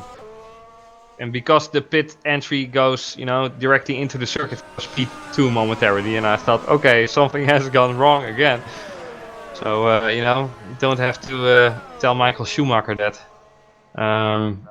Since he once finished in the pit lane in Silverstone, because he's a cheeky bastard, is what he is. But well, that's right, he decided to serve a penalty in the pit lane after the race, I think. Yeah. Then it's Ferrari, so they were like, Call to France, call the FIA, we take care. And they took care of it. Yeah, definitely a lane. Patel's and Kiss's tyres are definitely a lot worse for wear than Quakel's. Well, now I think Patel should make a run for his money, because he's starting to lose time, and not losing time, he's starting to lose buckets of time, and he can still take this stint in his pocket with a 3.5 second lead over Quakel. And I guarantee you that if you asked him that 14 laps ago, he would, without thinking, set his signature there and would sign for it. Yeah, what he's doing now is, losing time. He would have taken that deal for sure. He's Patel, I'm De Jong, so he will obviously know it better. But we would see instantly the light goes on. Maybe after Sector 3 he sees the gaps just too big, he put his light on and he might go instantaneously to the pit. No, he's going around again. So he must be planning a 2-stop then. He's just got to go another lap or 2 to get within the window. Daniel Kiss seems to have been pit. Yeah, Daniel Kiss is in the pits. So I Kiss wonder. is this is smart thinking of Twister, and this is probably Peter Briljac's work. He's like, okay, we'll pit Daniel, Mohammed, you go one lap later, so Kiss might undercut Jeroen, and you know we're just gonna ruin this day. At least we're trying the best we can, and that's Well, a yeah, great Kiss will tactical have a real insight. chance to Oh, undercut he's gone Jeroen, on won't the he? prime, so it looks like he could actually go to the end. It is possible. So, 25 laps on Yeah. hard. that's possible. Yeah, it is possible, but you know. Wouldn't be a lot of fun. I don't know, but you know, if it's the quickest, it's definitely possible. You can do a zero stop. You know, it's also possible. But you know, if you drive 80 all race. So 2.6 seconds now. The lead down to is Mohammed Patel's option tyres Yeah. go away from him. So he'll But at least they definitely- are back to zero again. But the only thing is that Quakel doesn't have to go out on the hard compound again. I'm just curious what will happen between Kiss and Quakel, to be honest. I mean, will Bigazzi lean over? Bigazzi will not go into the pit, it seems. But Daniel is on the fresher tires. But yeah, if Daniel cannot undercut Jeroen, then... And if finally Bigazzi he's can't pitting. do it, then... Oh, Oh, here we both go. pitting. Quakel pitting as well. Yeah, Now that's obviously. interesting. Just said that. They ran the opposite compounds, but they're both pitting together. Yeah, Michele Di What is Alessandro Quakel as well. going to do? Yeah, what is Daniel and Bigazzi? What are those guys going to do? Mohammed Patel's obviously coming out in front, but Patel... Quakel's gone primes again. Patel's Yeah. gone options. So Okay. Patel's stopping Yeah. again. That's Oh, no, But sorry, now, prime. Daniel, I Kiss and was- Bigazzi and Quakel here. Will Quakel be jumped by Bigazzi here? The chance is relatively small, but yeah, no, Quakel just managed to get out in front. And that means that he did a fantastic job in covering off the twisters there. And you know, maybe they can ruin Cuba Brzezinski's race and just think, okay, Cuba, just hold up Patel at all costs. You know, we want this win. That would be something fantastic, to be honest, because you know. That's been interesting that they got some drivers all on the same set of tyres. So it'd be interesting to see Who wants manages to them? pit, who wants to pit again, or who wants to take it to the end of the race. But Yeah, well, I'm gonna make a certain amount of viewers very happy because I'll be right back in 3 minutes. So 3 minutes of no De Jong. Be right back. Okay. So Yeah, so- Bigazzi's just gone purple with a 135.151. So, and that's on the prime tyre. So Bigazzi seems to be really loving the prime tyre, and he should be in a position now with that sort of pace to attack Quakel, who's only 1 second up the road. So you would expect that. he's chosen this moment to really put the hammer down. Yeah, I don't know if you had any problems warming up the tyres in Pro, but we did take a few laps to. Yeah, the outlap Rubber on the in. prime, you really had to watch yourself a little bit, and I think Yeah. we saw Quakel fall victim to that when on Exactly. that on the exit of the loop onto Hanger Straight, Wellington Straight, he nearly totally lost the car because the prime tyre just take a couple of full laps to really come on song, and from then on it's beautiful, but it's it feels like the hard end of an eraser compared to the option tyre when you first put them on, for sure. But the Prime definitely is a very, very good race tyre. Both tyres are very consistent around here, but there's just a few things about the Prime tyre that makes it perfect for going a bit longer, maybe. Because it doesn't wear as much, and also it does give quite good performance. Wow. Yeah, it's certainly a nice tyre to drive. Now, Bigazzi's Exactly. getting DRS on Quakel, or certainly he had it on Wellington Straight, and it's going to be very marginal whether he manages to have it as they exit the Maggots-Beckett's complex. It'll just depend on what sort of a run Quakel gets through there, whether or not he can really sort of push it to try to clear the DRS toe, because he won't want Bigazzi breathing down his neck with DRS. And I've got a feeling Bigazzi's going to have DRS. He's very, very close. No, he doesn't have it. So Oh, okay. Quakel's managed to just clear him. Well, one thing, sorry to butt in there, Dave, You're right. But one thing that is looking at the live timing is that Cuba Brzezinski is actually doing pretty good times on those worn cards. Yeah, good call. Yeah, he's in the mid 130. In fact, he just did his quickest lap, and his last lap was only half a tenth slower than his quickest lap. So Brzezinski's making very good pace. And one thing Brzezinski's good at doing is making sure he's got lovely tyres at the end. You know, for my money, these guys they've all jumped on the primes, but they've jumped on the primes really a long way out, certainly right at their limit, if not beyond their limit. So Yeah, exactly. if Brzezinski can get a couple more laps under his belt, then for sure he's going to exit the pits behind them. But there's a good chance that he's going to be coming at them with much better tyres in the dying stages. And certainly, I'm back, by the way. Cheers, Chris. And certainly, Quakel is 10 seconds behind Brzezinski. So when Brzezinski rejoins, he's going to be around about where D'Alessandro is, but Yeah, behind him, though. We're just discussing, Chris, that these guys, if they're not stopping again, they've really grabbed the primes a long way out. Yeah, And but Brzezinski's if still making Cuba good lap stops, times. then Michele will pass Cuba there. And, you know, I think it's 16, 17 seconds here, the pit stop. The gap between him and Michele is 14 and 14 and a half. It's quicker than you think. Yeah, okay, but if he stays out, every lap he stays out now, he loses like 1 second, you know, and he knows it, and it's all okay. But you know, maybe in a tactical point of view, they need to, you know, quietly block Patel in order for Jeroen to have a go. Well, you'd be surprised. Kuba's last lap one was his quickest lap. His previous lap just now was only 0.4 off his quickest lap ever. And he's doing mid 135s very happily. Okay, guys on brand new tyres are doing 135.3. So there's not much in it. He's building the foundations of a potential podium. Yeah. By driving, you know, this Possibly. section of the stint on the prime. Kuba is doing incredible work. True, but you know, if the others don't pit again, they obviously have to maintain their tires very consistently. They can't cock up. True enough, yeah, not pushing, yeah. Yeah, but you know, I wouldn't be surprised to see another pit stop actually. But maybe Cuba is doing the opposite. But I absolutely have no idea, and that's the fun of it as well. But I really feel, you know, that Jeroen must be a little bit angry about himself of cocking up earlier in that particular corner after the pit stop. That definitely gave the favor. Was that his out lap, Chris? Hmm? Was that on his out lap? Yeah. Yeah. So that's the primes, of course. On Patel's outlap, Quakel already had one lap under his belt, and then he made the mistake in turn 3 or 4, coming out of it. So, but he was in dirty air, and you know, a little bit of a almost rookie mistake. But then again, it happens, you know. We've had a question in. I think David's the best one to ask because he knows everything about setups. Oh dear. Who? David who? David O'Reilly. Oh, there we You go. know, he's funny enough is in the commentary box.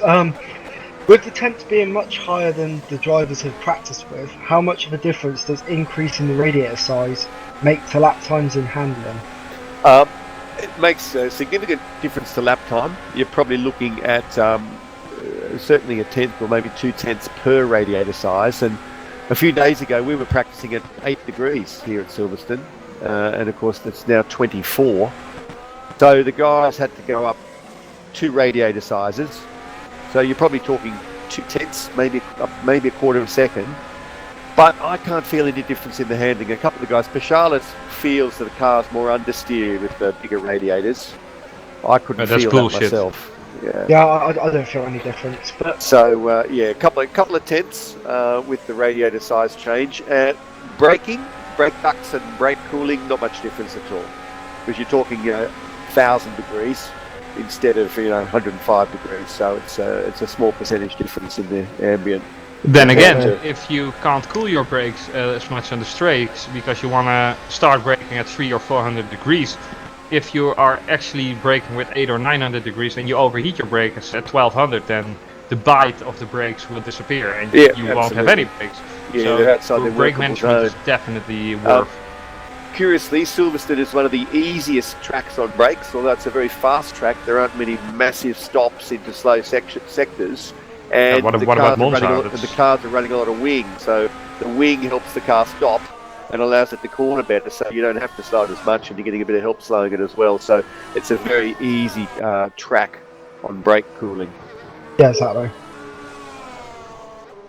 Well, Brzezinski is certainly going to have a beautiful set of tyres at the end of this race compared to his protagonists, and they've only made a second on him, probably 0.8 of a second. Can I throw a spanner in the works? Do you reckon that if Kuba can go another couple of laps, do you reckon he could put on a set of options? No, I don't. No? You're talking He 19 sure could. laps. Wouldn't be the yeah. wisest, but Well, if he can do another 3-4 laps maybe, and especially with the fuel going down, you never know, but his lap times don't seem too bad at the minute. I do think Kuba's managing his tyres at Silverstone a little bit better than his teammate Jerome.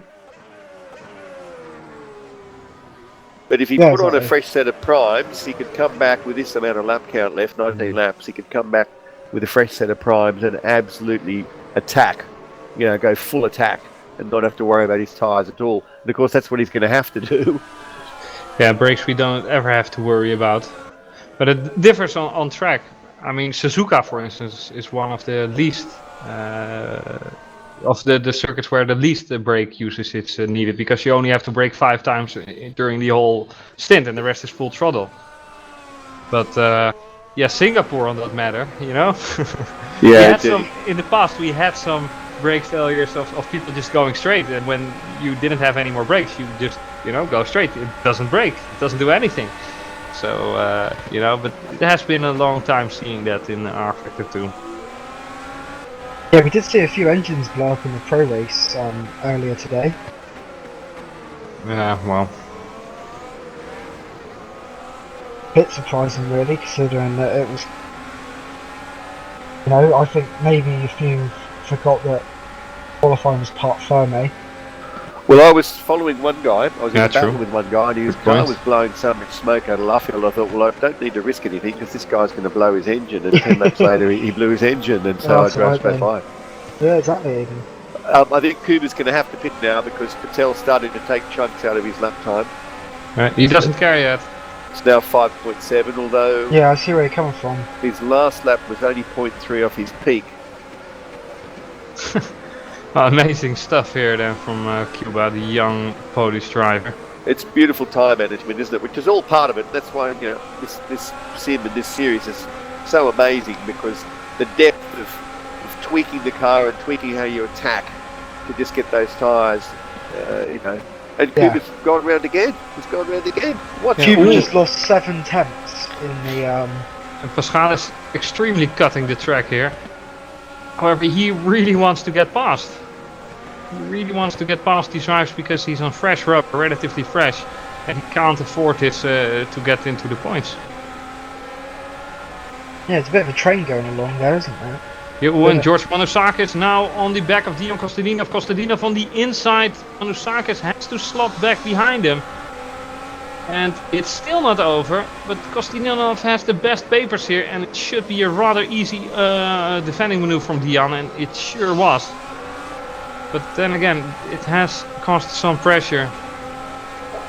It's only in the midfield, in the front of the field, everything is just going from crazier to craziest. Cuba has now put on his pit light. 5 seconds the gap between Patel and him. So his tyres look in very good shape though. So he's obviously done what he well, he did a fabulous job, Cuba did. I mean, he only lost 3 or 4 seconds in the past 8 laps or something, 10 laps, and Patel was on fresh tyres. So I'll take my hat off for that. So he's going to exit in 7th in between D'Alessandro and Paresis, with 10 seconds gap to Patel. What's he going to gain at it? I mean, he has has 16 more laps to go. 18 laps to make it happen. 16. 16, pardon me. My maths aren't very good, are they? What aren't very good? My mathematics. Oh, that's okay. So what tyres is Kuba Brzezinski going to put on for the last stint? He's on options. He's gone for options. What did I say? You said exactly that. I think it was my mathematics that let me down. I'm not surprised Kuba is on. There he goes, but what's the gap between him and Michele? I think Michele is a little bit in a crowded position. And remember, what David O'Reilly told us earlier. These guys have to, be consistent on the pace. They can't over push. Kuba Brzezinski is like, I've been behind you guys for 2 or 3 seconds the entire race. I don't care right now. I'm just gonna make this one work and stick it until the end. I have 5 seconds to get out of you guys. 16 laps to do it. So 3/10 a lap should be doable. Exactly. What the other guys are doing is they're on the prime tire and they're gonna be trying to save it. Maybe they're gonna try and save it a little bit. Whereas Kuba could save his tires and still be going faster. So it'd be interesting to see if you never know. You can't count Kuba out of maybe even snatching seconds. Yeah.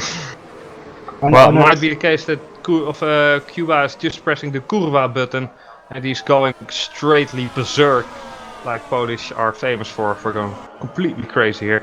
But hopefully... that middle sector side button there, but 41.0. Yeah, he's going crazy. There we go. So we're going to see a massive purple lap next time round. We're going to see a Polish pit bull unleashed. It's going to take probably 5 laps for him to be on the back of this train. Yeah, this is the first lap, And then he's still going to have 10 laps to play with him. Well, +1 for at least giving us a nice show. Exactly. As spectators. Not all over yet, it's just beginning to form into a good race, I think. Yeah, indeed. Meanwhile, Quakel holding station 2.3 seconds behind Patel. They're matching each other, sector by sector. And Bugatti within 1.1 seconds of Quakel. So it's certainly very, very tight for the podium, with Kiss just on the rear of Bugatti. So, and then D'Alessandro. Sorry to butt in there, guys, but there's a fantastic battle going on for P8 with Masculi, Gergis, Monosakos, and Dianka Stagnov. They're really, they're in a train for themselves as well. So, loads of battles going on now. As the Aventa car ran a bit wide there, but he'll have a better exit from Luffield. This is where you work out if your suspension's correctly set up. Kostadinov and Manusakis indeed P8. Kostadinov having the better of the two, but everything is still open here. Kostadinov going back on his racing line. That's when you have to be careful on the brake if your name is George Manusakis. And now Paschalis Gergis is seeing something he does not want to see, and that's Eros Masciuli closing ever so close. He just has to make this work. Paschalis, dude, you're P10, but P8 is right in front of you. Go get it. Would be a nice achievement for him, definitely the maximum possible. Something he would have signed for on the start of this race, I'm sure. However, he still has to do it. 2 top names in front of him, or semi-top names, whatever. Kuba's heading a 134.4 to go purple, so he's going half a second quicker than Patel. Yeah, well, he still has some catching up to do, though. Yeah. Because at this rate, he will not break any eggs.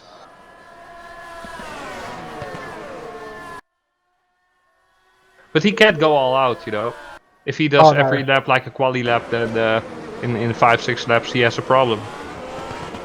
But definitely he can be quicker. Yeah, indeed. It's got to be a measured attack, hasn't it? Or he'll just overcook the options. That is something that Kuba is very good at. We saw it in Barcelona as well. Good, indeed. Good point. Same tyre compounds as well. So. Yeah, then he was only 1 lap short for the victory. It was Patel who took it, right? No, Kiss took the victory in Barcelona. Yeah. Kiss and Megazzi fought. Where's the spin? Someone's off. Oh, that's Manoutsakis. Oh dear. That was so nice. Like, that's Manoutsakis, That was the exit. Was that the exit of Luffield? Yeah. Very easy place to get throttle oversteer there. Certainly nice for Paschalis, because he finds himself in P9 now, and he's like, okay, I'm see you, Dion. And I think we can make ourselves up for an overtaking maneuver here, although the gap is a little bit present. However, that ACR car is so fast. Jim Paresis is into the pit. And here comes the ACR car of Paschalis Gergis, and Dion knows it. And just not enough room for Paschalis to make a move stick there. But better luck next time around. It looks like Masculi's just holding back, waiting for these two to come together maybe. Hopefully we don't see that, because that'd be a bit disappointing. We want to see nice clean racing here, but Mashuli is not a guy that waits for guys to come together, but just seems to be holding he back will a little definitely bit. be awake. But behind him is Simultic and behind that is Sadler, so also not the least of names for him. So nobody can relax, and it's Dion under pressure here. In front of them, it's Giamparesis who just made a pit stop, but with 13 laps to go on the medium compound, I'm sure he can go berserk on those tires. He can get as dirty as Max Mosley. Here comes Paschalis on the outside of Dion, though. You have to commit to it now, Paschalis. Make it work here. And Dion has to give you the room. Oh, fantastic. Yeah, and that's exactly the way as it's going down. And extraordinary racing here from the both of them. And now Dion has to hope that he's not getting picked off. Yeah, Cuba seems to have stabilised a little bit. Dion is actually going rather crazy now. He obviously wants to get into the DRS range, because if he can't get past Paschalis this time around, he will not see him again this race, I'm sure. And in no eternity that's going to happen this straight. Back to the race, in lead, I suppose, 2.3 seconds still, of 2.4 actually, almost on 6,000ths of a second. The lead between Patel and Quakel. Seems like Patel's just controlling this right now, looking lap by lap what he gains, what he loses, and just covers off Quakel. Kostadinov now, in the pit, never mind. Yep. Yeah, so can Quakel catch Patel? That's going to be a big question. But You sure can, but it's going to be a hard of a can. Yeah, exactly. I mean, but it's definitely possible. 12 laps to go, though. I don't know how hard these guys are going to get into tire problems, to be honest. I don't think we have seen everything of this race just yet, guys. no, I don't know what's going on with Brzezinski now, because he seems to have slowed down. He's doing what he can. I mean, 3 laps into his stint now. Of 4 laps, and he has made up 2.5 seconds. So, but the freshness of his tires are definitely gone. But yeah, slowly but steadily he's getting closer to Michele. But yeah, getting past, he might have 1 or 2 opportunities to get further up the ranks. Because getting there is easy for him at this moment. Just like Michele is hanging on easily towards the back of Kiss, who on his term is hanging on to Bigazzi still. But with Cuba, with the fresher tires, maybe he can make a move stick, because I don't see Michele getting a move into Kiss at the moment. Weird thing though, everyone here has DRS except for Bigazzi. And yet Bigazzi isn't threatened whatsoever. Maybe it's a little bit of a team order, so I don't know, but Quaker is definitely closing on Bigazzi now. Not Bigazzi, sorry, Patel. Yep, indeed so, well pointed out. 4 or 5 tenths last lap.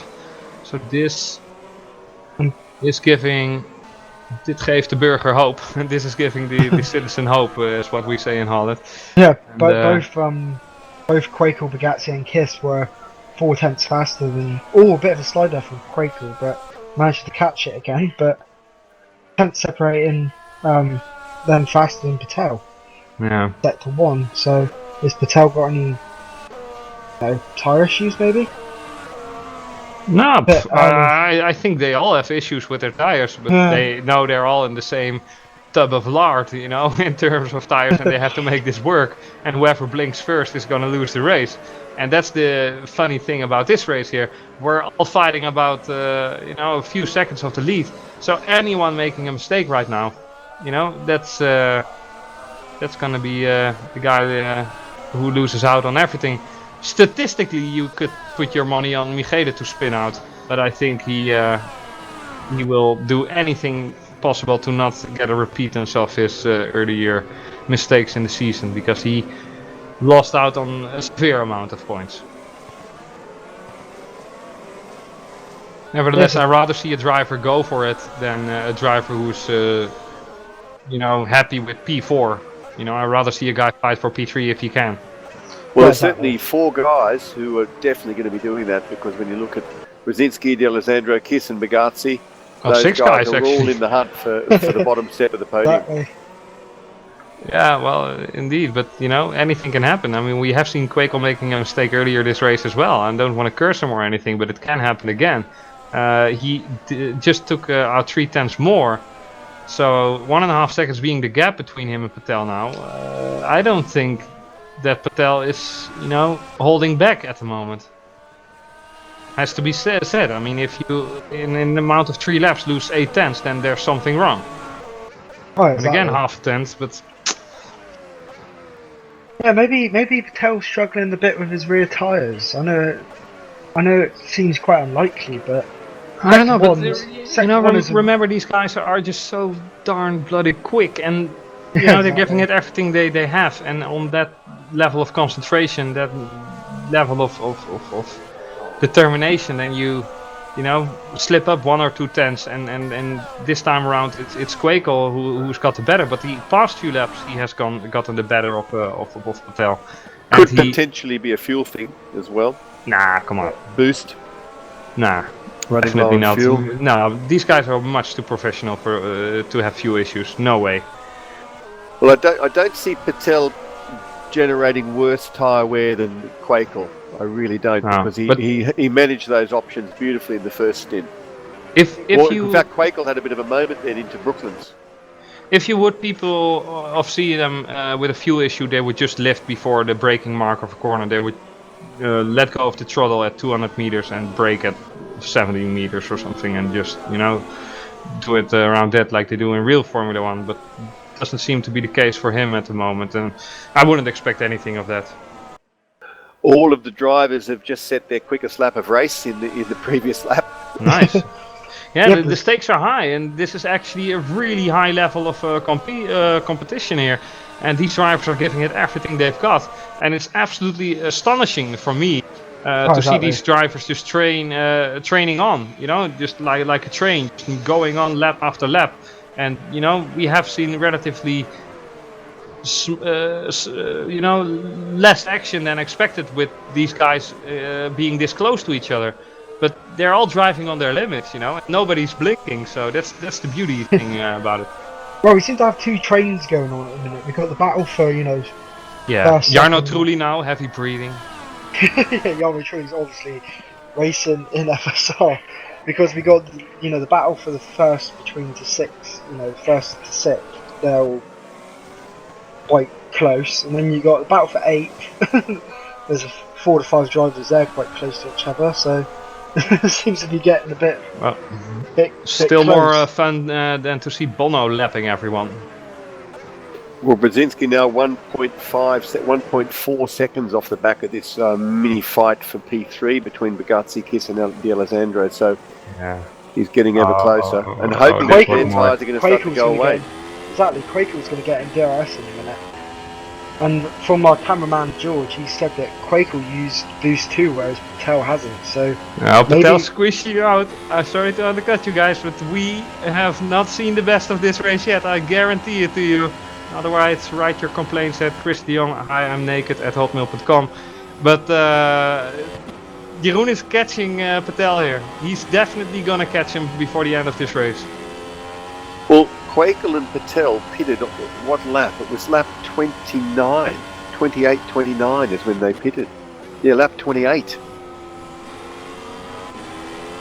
Right in front of them, back markers. Uh-oh. Okay. Are we going to see like a Hakkinen-esque move? It's maybe? Hodas and Camille Liswa. Oh dear. And those are just fighting for a position, but you know, their fighting has to be postponed. But you know, will they know it? I don't know. Patel's definitely not the anxious type of guy here, but he will definitely notice those guys are fighting, and he's like, okay, I have to do this correctly. And Jeroen is in the not yet in the DRS range, by a hair He'll length. get there. He'll get there. Eventually. At least that's my guarantee. The gaps seem to have fallen off a little bit now. Gap 3 seconds to your own. Yeah. So it looks like it's just these two going out for the Kiss for having the the win. worst set of tires in this lot. And a certain young Polish gentleman has firmly attached himself onto the fight for P3. Well spotted, David. He is right on them now. So let's see. He's got to try to do something pretty soon, I think, with these options, because another half dozen laps. Well, he's only got 7 laps left, but 3 or 4 more laps, and he's going to have a very hot, worn set of options. Yeah, I wonder how happy Peter Bell, the team owner for rFR, is going to be. But he's not happy now. He's Well, shaking his ass off. That's what he's doing. You never know. He was quite happy. But there we go. He was quite happy. Yes. I'm very curious at the DRS now of Cuba. Of course, Let's see Alessandra's what got Cuba DRS can do. as well, but Cuba seems to be hauling him in. Oh, and put Going out of, under, he's pressurizing really the Alessandro into the tremendously. stone. And here we might go. The Alessandro has the inside line, but Cuba might have the momentum on the outside. He's definitely going for the outside, which will become the inside. But the Alessandro is defending rather aggressive, but definitely a bit of wheel firm. banging. I don't think that was a mistake of the Alessandro. That was just pure defending. Yeah, indeed. Yeah, as I was saying, Peter Bell was very happy with Daniel Brewer leading for 30 metres, so... And the difference between Quakel and Patel, 1.001. Find that 1000 and he will get DRS. And indeed, Jeroen has got himself DRS. However, Patel has DRS as well because of the back markers in front of him. So, tough luck there. Oh my god, like I said, we haven't seen the best of this race yet. Go on, Jeroen, give us a race.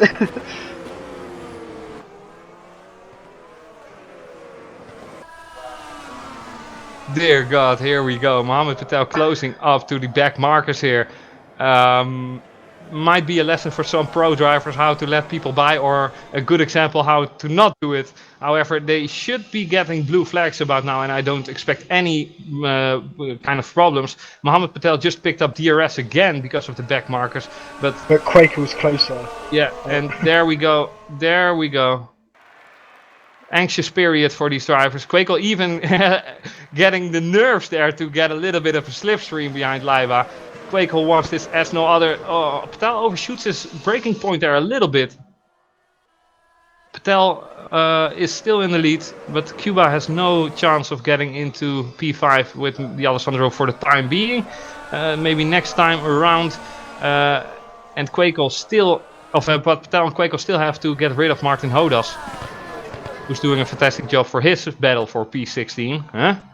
Hodas really has to get out of the way now, and he's doing so superbly. And the back marker overtakes Hodas in the process. Absolutely fabulous driving from this guy here. Oh, what a cheeky bastard move that was there, but spot on there, spot on.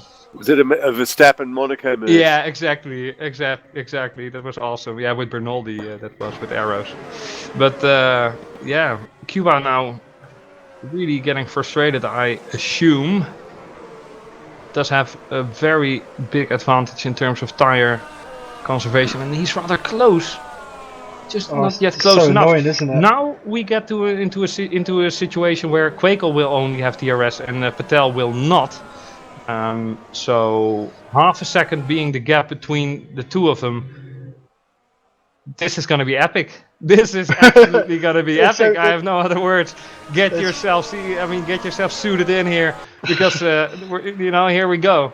We're ready for the crème de la crème grande finale. And look at that margin he's pulling up to Quakel. Bloody hell. Holy. I think he just put 2 Snickers in his ass. I don't know. He was just flying like a rocket there. This is absolutely amazing stuff, and definitely some boost used there. And I know for a fact that usually the last laps of the race they are allowed to use boost. Paschalis Gerges losing. Oh, Paschalis Gerges in the wall. Why are you doing this? Oh no! You dummy! You did such a nice job. Oh, and so in a tear for Paschalis. Unfortunate, but the action in the front is just way too big. He got touched going into the corner by Joni Simičić. Was it a tickling touch? It was like a Kvyat sort of touch, where he gives you a little love tap and then he gives you a big smash into the wall. So, well, definitely, what Paschalis deserved. Definitely one of the drivers of the day for me. I'm sure for you lot at home as well. However, sad. Good stories often end sad. Unfortunately for this time around for Gerges, it's the same way. Jeroen, however, exactly the same wall as well, so he knows that wall very well. Yeah, after 48.5 laps, the gap between P1 and P2 is half a second. It's absolutely insane to watch, absolutely a privilege to commentate on this. And you know, we haven't seen the best yet. Mohammed Patel started off P2. Jeroen Kwekel, after a little bit of a mistake, lost out the lead. And He's here he gaining comes a again lot. like a torpedo. But the gap is just a little bit too much for him to make a move stick at the moment. But the pressure is definitely on the kettle. Yeah, exactly. I definitely think Quakel, if he can get, you know, a good run out, good exit out some of these corners, he could easily get Patel. Looks a hell of a lot quicker in a straight line with the DRS and boost. So we've got a good, what's it, 3-4 laps left now? Yeah, and 3/10 between them. These guys know each other very well. Almost like a digital battle between, I don't know, Vettel and Hamilton here. And Patel is making a little bit of a mistake there, a little bit of a shunt. Maybe did it as a tactical matter to slow Quakel down. You know, Mohammed. Yeah, try get him a worse exit, maybe. Yeah, exactly. Trying to force a worse exit for your component, definitely in a DRS section. I mean, that's something every smart driver is doing from time to time. A little bit cheeky, but then again, you have the racing line. Oh, exactly. That's the way things should be in racing. Exactly. If you want to win the race, you've got to put your car in places where the other person doesn't want it to be. So, you know, parking the bus really. Or Quakel goes a little bit of a move into Copse from Brzezinski now and D'Alessandro. They're side by side. Exit of Copse. D'Alessandro manages to dominate the apex though. Quakel having the DRS again, but it's only 3/10 between them. The gap is a little bit closer than it was. Weaving from Patel to not allow Quakel into that zone, but he is closer, but it's just not close enough. Well, Quakel did biting his lips off. Quakel did make a mistake running wide at the exit of Copse, so he lost a couple of tenths there, I would say.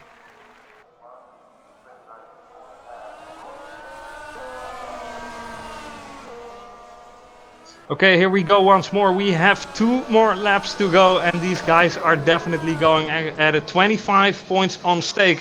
But those guys don't give any beeps about that. Those bag of points. They want the bragging rights. They want to claim the victory here, and that's what it's all about. Funny fact though, behind Quakel the back marker is still like YOLO. I don't care. I'll just hang up to you guys. You know. So that's what a fresh set of tires gets you. Quakel is definitely, you know, getting in there. He's getting fist deep, but Patel is not making way whatsoever, and Quakel just has to sit this one out. Cuba Brzezinski is overtaking Francesco Bigazzi, who has spun. Bigazzi spun into Brooklyn. Tremendous here, and Cuba Brzezinski is really close on the back of Michele D'Alessandro. Come on. Michele has to be bothered off here with the boost. Cuba Brzezinski is alongside. Will he make this move stick? He is on the inside. They make a little bit of contact, but they're still alongside. Michele pushing Cuba Brzezinski a little bit off the track. This is a little bit cheeky, Michele. That serves you exactly right for pushing Cuba Brzezinski off the track. No mercy whatsoever. Sorry for my harsh punishment there, but that was definitely some unfair driving from D'Alessandro in my perspective. That was that was definitely a bit physical. So here we go, Jeroen Kwekel now having no notice of what just happened behind him, but chaos just came upon us. Jeroen Kwekel half a second still behind Mohammed Patel, but it's the hardest gap he will ever have to cross in order to get victory here in Silverstone. And Cuba Brzezinski now in P4, will he be able to even get a podium here? I think he already had his dessert with a P4 while he was P6 one lap ago. Jeroen Kwekel though, he has one more lap to go in order to make this work. And what a sore lose it would be for Mohammed Patel after his brilliant drive. But what a great achievement it would be from Jeroen Kwekel to get the runner-up from last year. And here we go then. Jeroen Kwekel on the outside. Will he make the move stick? He has to do it. He is trying ever so close, but he will not get the room from Patel. Patel using every rule of the book here to keep Kwekel behind him, and this is what we want to see, fair but tough battling. But Kwekel going at it again. Here we go on the straight, no DRS here, maybe a little bit of boost. Kwekel on the outside, will he be able to do it? You're crazy, Jeroen, you're crazy, and you almost make it work, but then again he still has to slip behind him again. He is absolutely livid right here. Win. This is absolutely crazy, and Kwekel is losing momentum now. This is seemingly over, but what a drive from both of them. If Jeroen can make it as close as ever, then here he comes again with his rocket lightning speed. And getting the pressure on, but Mohammed is a smart driver, calculated, and he knows that that wasn't a realistic move. He will cruise home to the victory if he stays like this, and I'll take my hats off for both of these gentlemen. After 52 laps, it's Mohammed Patel here who takes victory in his home track in Silverstone, and it's Jeroen Kwekel who takes second place, and he will feel like a loser. I can guarantee you he's that much of a winner that this will feel as a sort of a loss. But that was definitely great stuff from these guys. I can't say I'm speechless because I'm blathering on and I'm blathering on. Well, but that was the greatest stuff I've seen in years. Certainly kept his composure, which can't be said of Bogazzi and D'Alessandro, and Kuba Brzezinski in his trademark never give in. Fought on to turn sixth place into fourth place. So you've got to salute that. So D'Alessandro's just passed Blair Disley for 10th place. Yeah. Well, I would like to get these guys on TeamSpeak. How about you guys at home? Please let us know so Chris Kopp can force these guys here on TeamSpeak. Got done, I think. Well, it was absolutely that last lap was absolutely fantastic. Yeah, that was absolutely livid, and we saved the best for last. I mean, these drivers have saved the best for last, and I think Kwekel ran out of fuel. This was really an awesome race. Now we see Journey Simmons as well saying to Paschalis, "Did I touch you?" And Paschalis is saying, "Journey, why, man? Of course you did. What was that?" So they have a little bit of settling in to do about that. However, the rest of it, I mean, this was just pure gold. We have been entertained to the max, and this was just awesome. Truly outstanding race. And who's just joined us in the commentary booth? I think Kwekel. Yes, you were in Kwekel. Are you here, Jeroen? Yes. Lekker gereden, pik. Dank je. Heerlijk, jongen. Ja, fuck it. Maar back to English. How do you feel? I mean, you obviously drove a fantastic race, but I said immediately after the race, this must feel a little bit as a big lose for you. Not really, because I gained points on everyone who was in P2 in the championship. So you're already thinking it like that. You're not like, oh, I could have won this. Oh, so unlucky. Yeah. I can think that, but there's nothing I can really do. I mean, I messed up at the beginning of the second stint for sure. But so the Iceman of Formula Sim Racing has been born now. Why? I mean, I don't know. I mean, a little bit of a Kimi Raikkonen attitude there. I mean, nothing more I could do. You can try to change it, but it's not gonna happen. So I have to learn from it for the next race, I guess. Yeah. Well, you gave us. Well, you gave my throat a sore, itchy feeling because I was shouting it out. In the final couple of laps, I didn't really want to go full out attack because I have the championship in my mind. Mm-hmm. And I knew that I was doing well compared to the others, but I couldn't resist, honestly. Exactly, and that was the racing part. And well, to me, you were looking like you were going full out, and you were like, giving it everything you could. And after that Maggot's back, you just knew, okay, my tires are gone. Yeah. Well, that was my only opportunity around the outside, of course. But I'm sure you gave Mohammed Patel a run for his money. Unfortunately, he didn't come. But to me, you're both the victory of the. You can both celebrate a brilliant race. Unfortunately, for you, Patel has 7 points more. But fortunately, in terms of championship, like you just pointed out, you did superb work and ready for the next round. So that was basically it here this weekend, and what a fantastic piece to save the best for last. I think I can speak for everyone if I say that we have seen the best race of WC this year so far. Yeah, that's right. Absolutely Easily. Fabulous race. Easily. Congratulations, Jeroen, on a great drive, and second place is still fantastic points. Did Mohammed Patel surprise you a bit with his pace today? No. But what happened with that overtake? You lost the car there in the dirty air after your first pit stop? Yeah, I don't know really. A little bit of a twitch. I was lucky to save it, I think, in the first sector. I don't know if you guys caught it, but that's where it all started. And then again at the end of the lap, I did the same. Yeah, where Kimi crashed as well. Onto the Wellington straight? Yes. And do you think that was maybe the primes hadn't really come up to temp? That could be. But I think I was a little bit aggressive as well, going straight away to boost 2 and the DRS and stuff. Yeah. That was How too many much. liters were left in your tank at the end of the race? 0.0. Wow. Yeah, because you were really stabbing at it with a boost.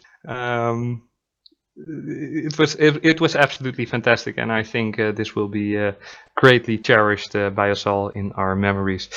I encourage you all to check in and tune into us in the next round, which is in 2 weeks' time, if I don't make any mistakes. And I would thank you all for watching this evening. Have a great weekend of what's left of it in the end, upcoming 3 hours, and see you again in 2 weeks. Bye bye.